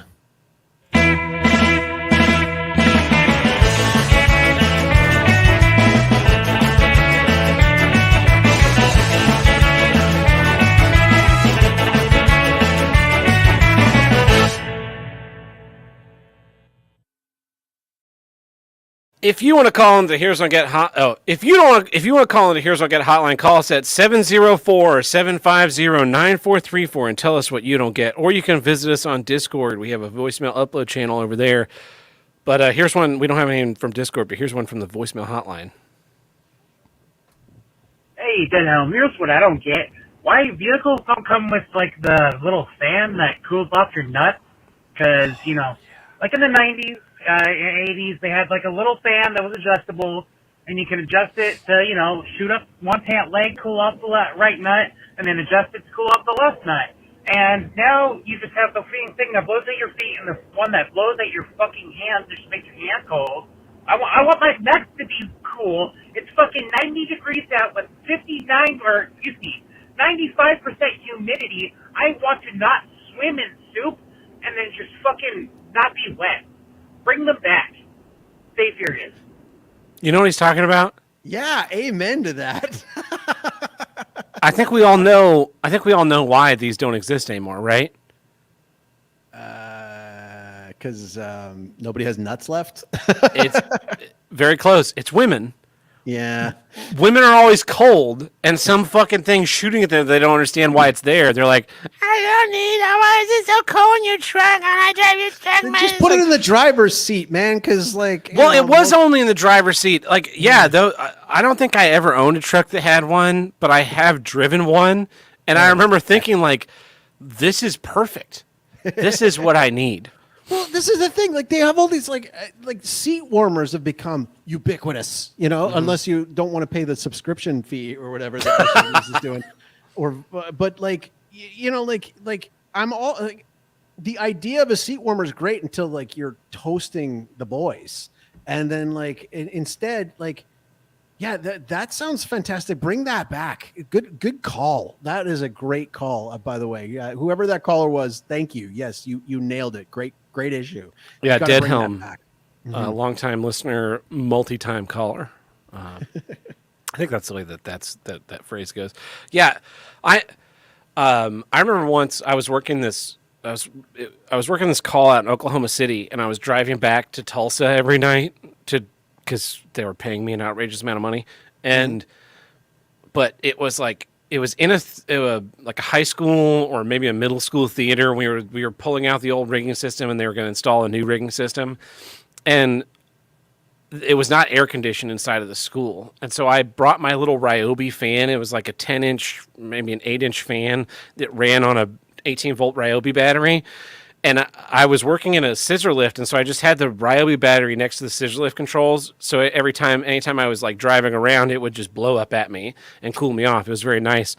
And then on the way home, I turned the AC to feet and, you know, the normal vents, and I put the Ryobi fan in the floorboards, kind of between the pedals and the seat, and blowing back up at me to cool my balls off. And that's the closest I've ever gotten to that, like, joy that trucks used to have.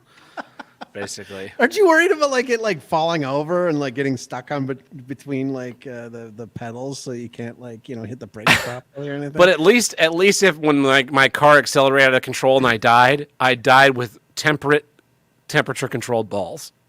that you'd be going off into you'd be going out comfortably at least. The last side note: what was the last Star Trek? Star Trek Voucher or Star Trek Enterprise? Star Trek Enterprise counts. It's kind of crappy, but it counts.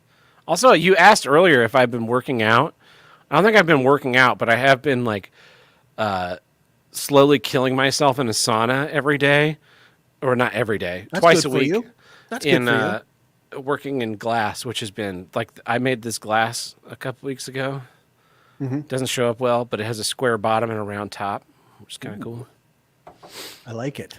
It was also perfectly sized for the last amount of the bottle of whiskey that I poured into it. Because when I was like, I'll just have like a little bit of whiskey for the show, and I went to crack the cork, and sometimes the like top will just snap off, so there was still cork left in the hole, and I was like, well, I guess I got to finish this bottle, and it was exactly this much. Do you think that you could pack a glass safely into a package that could, so maybe get delivered Survive to you? Miami, Florida, and then somehow get brought down to Paraguay at some point in time? Do you think that's a possibility if I play my cards right? Yeah. So I have this dream of creating the perfect old fashioned glass. Like that's this like long-term goal. And this is why Tim doesn't have a glass, Truckin' and Tuckin' doesn't have a glass, you don't have a glass, Tony doesn't have a glass, but I've given a lot of glass to other people because I want you guys to have the one where I'm like, this is the one, the official one.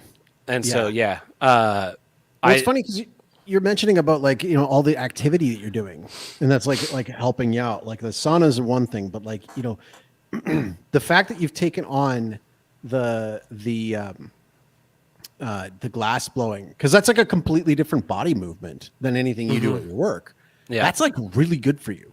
If you I've been reading this book called Built from Broken, and it's it's for people who fucked up their because I used to play baseball quite competitively, and I fucked up my arm really bad, and then I also screwed up my knee doing a stupid water skiing thing.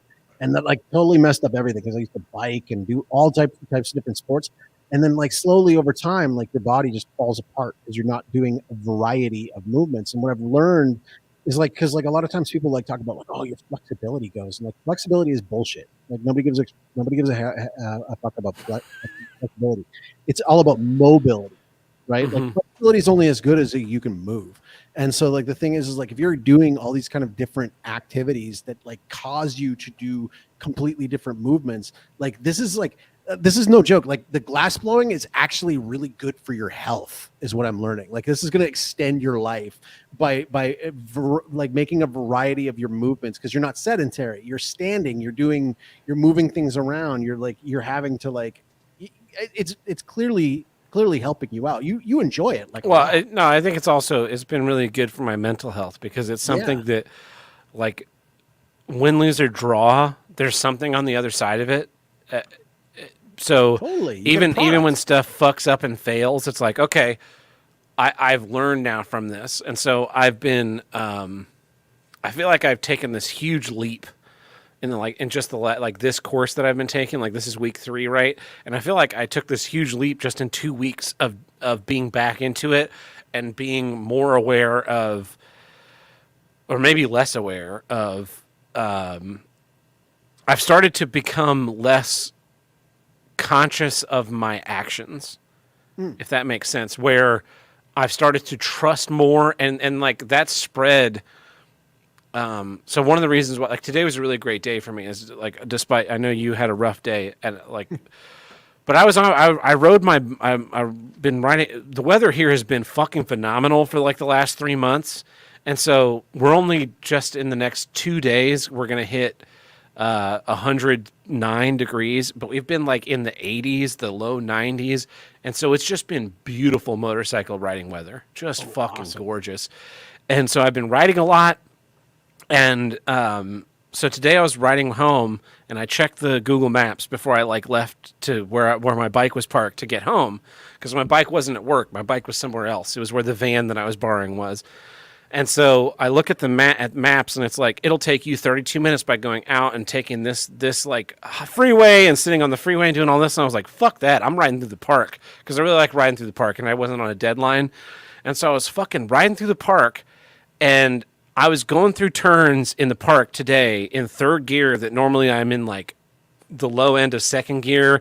And I was really fucking leaned over, and I was so engaged in what I was doing that I had kind of let go of all of my conscious thought about you need to be doing this and you do where I could just like fucking let the bike kind of and I felt like my riding has been like that for the last week or so, where I've just been kind of like really flowing, and I feel like working in glass, I'm really starting to get comfortable in flowing and stop and being like, well, what do I need to do next? So next I need to do this thing, and then I need to do this, and then I'll do this thing, and it's just like I'm just acting. And so it's been, you're in the moment, you're enjoying it. Yeah, which is like again really great. For me, for my mental health, and not be like I need to think about this thing for fucking 5 years before I do it.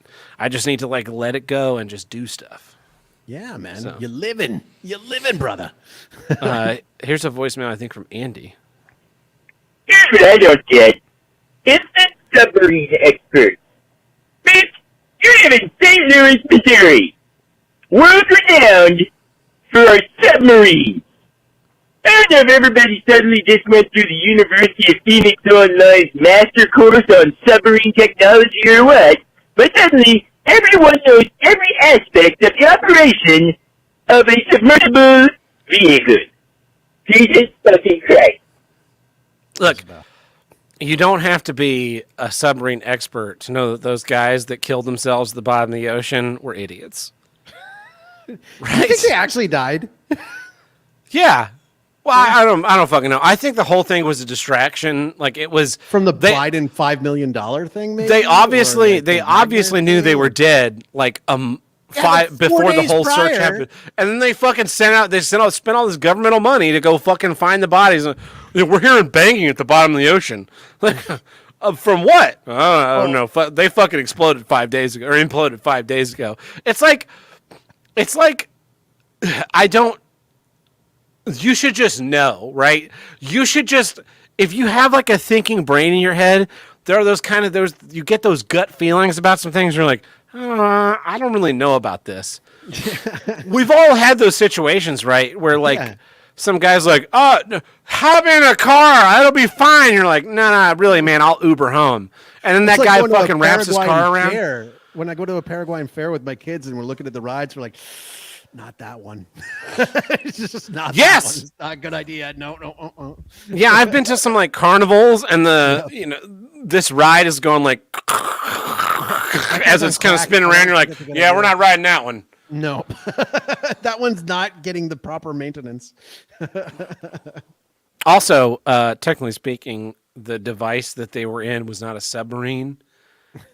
It was actually, it was a submersible. Someone went on a fucking tirade about that, and I was just like, dude, shut the fuck up. It's a submarine. Potato. Come on. Yes. Potato. Are there more voicemails? There's one more.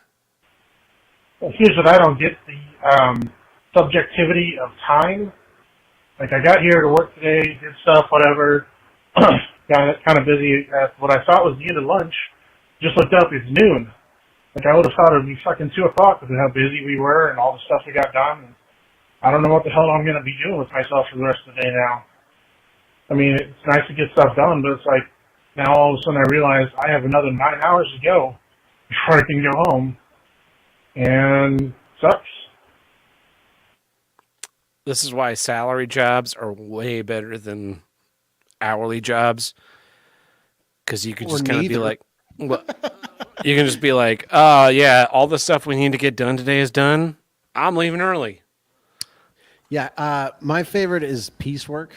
So basically, like, because I remember when I first started doing what I was doing, and I was trying to figure out like how much to charge, and I'd be like, oh, well, that took me like 3 hours. Like what's a reasonable amount to charge for 3 hours? And so I was like, I'd have these clients that would be like asking me like what I charge for an hour, and then like after a while, I realized I'm like, no, fuck that. I'm just gonna like get better at what I do and charge the same amount that I was charging under 3 hours. And then so I just did it by like piecework. That was the best.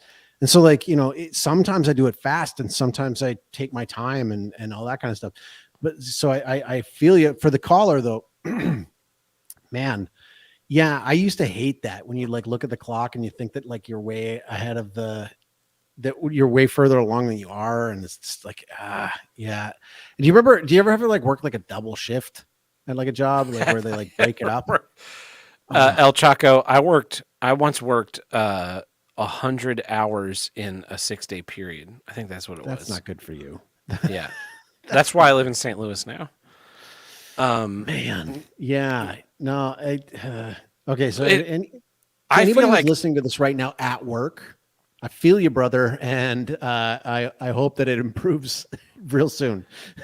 I don't know when I worked like jobs where you had to do a bunch of stuff and stagehanding is like this.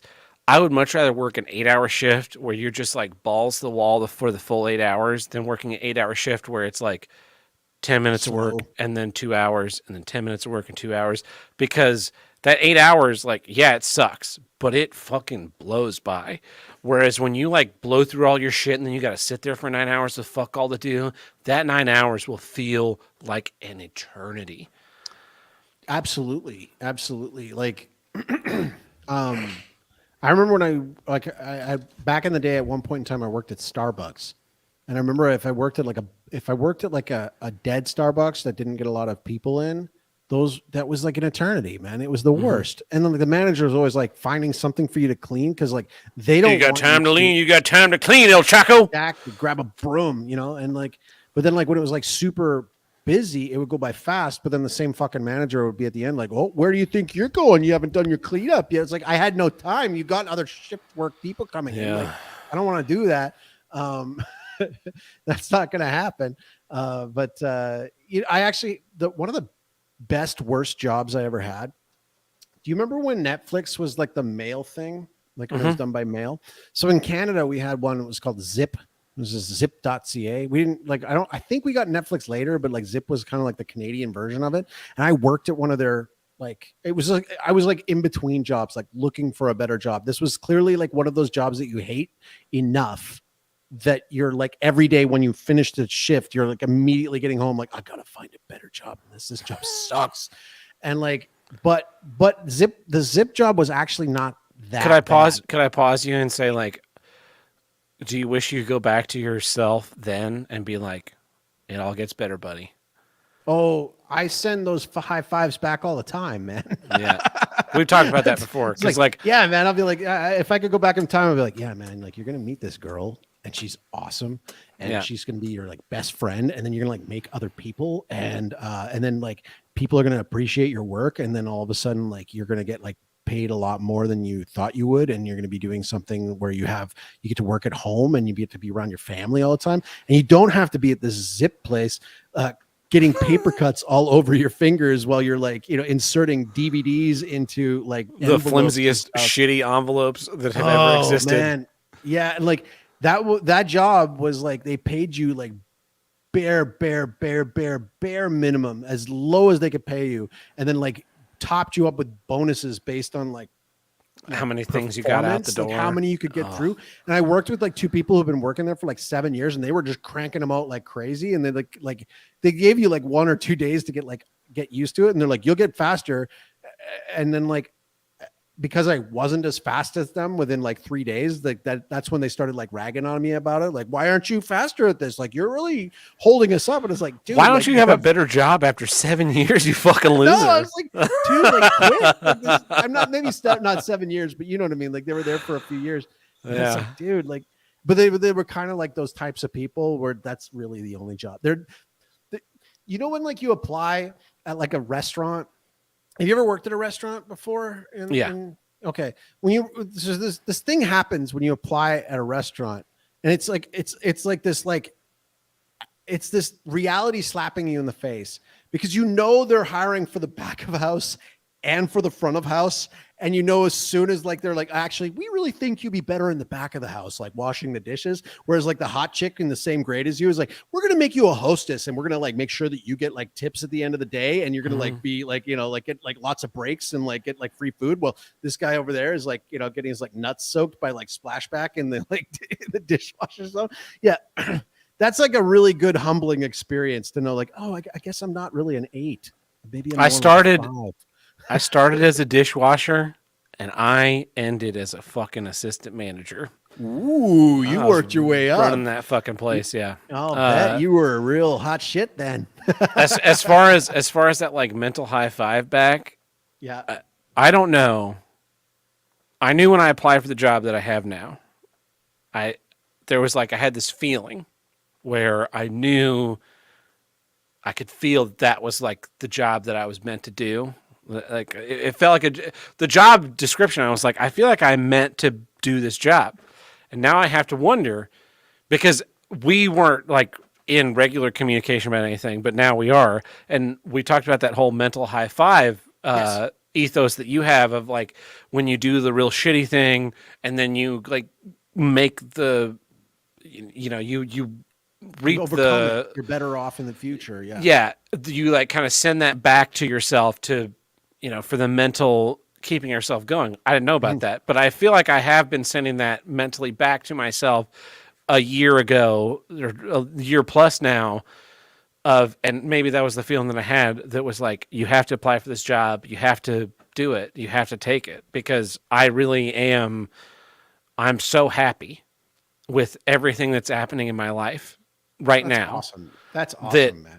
And I was, people who listen to the show probably know a year ago, a year plus now, because I've been in St. Louis now for just over a year. A year plus ago, I was fucking miserable. And I kind of feel like it came across. I was like, I fucking hated every fucking day of my life. In April and May of 2022, hated every fucking day of my life. And even a day like today that kind of, by a lot of metrics would suck, was a really good day.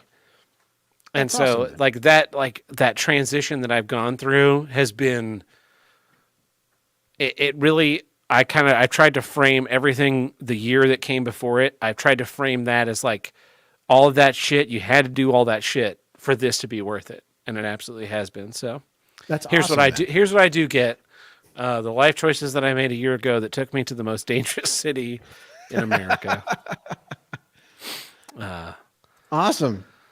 So that's it. Those are our voicemails. Those are our like pontificating. So Awesome. Thanks for tuning in, everybody. I really appreciate it. We'll catch you guys next week. God bless.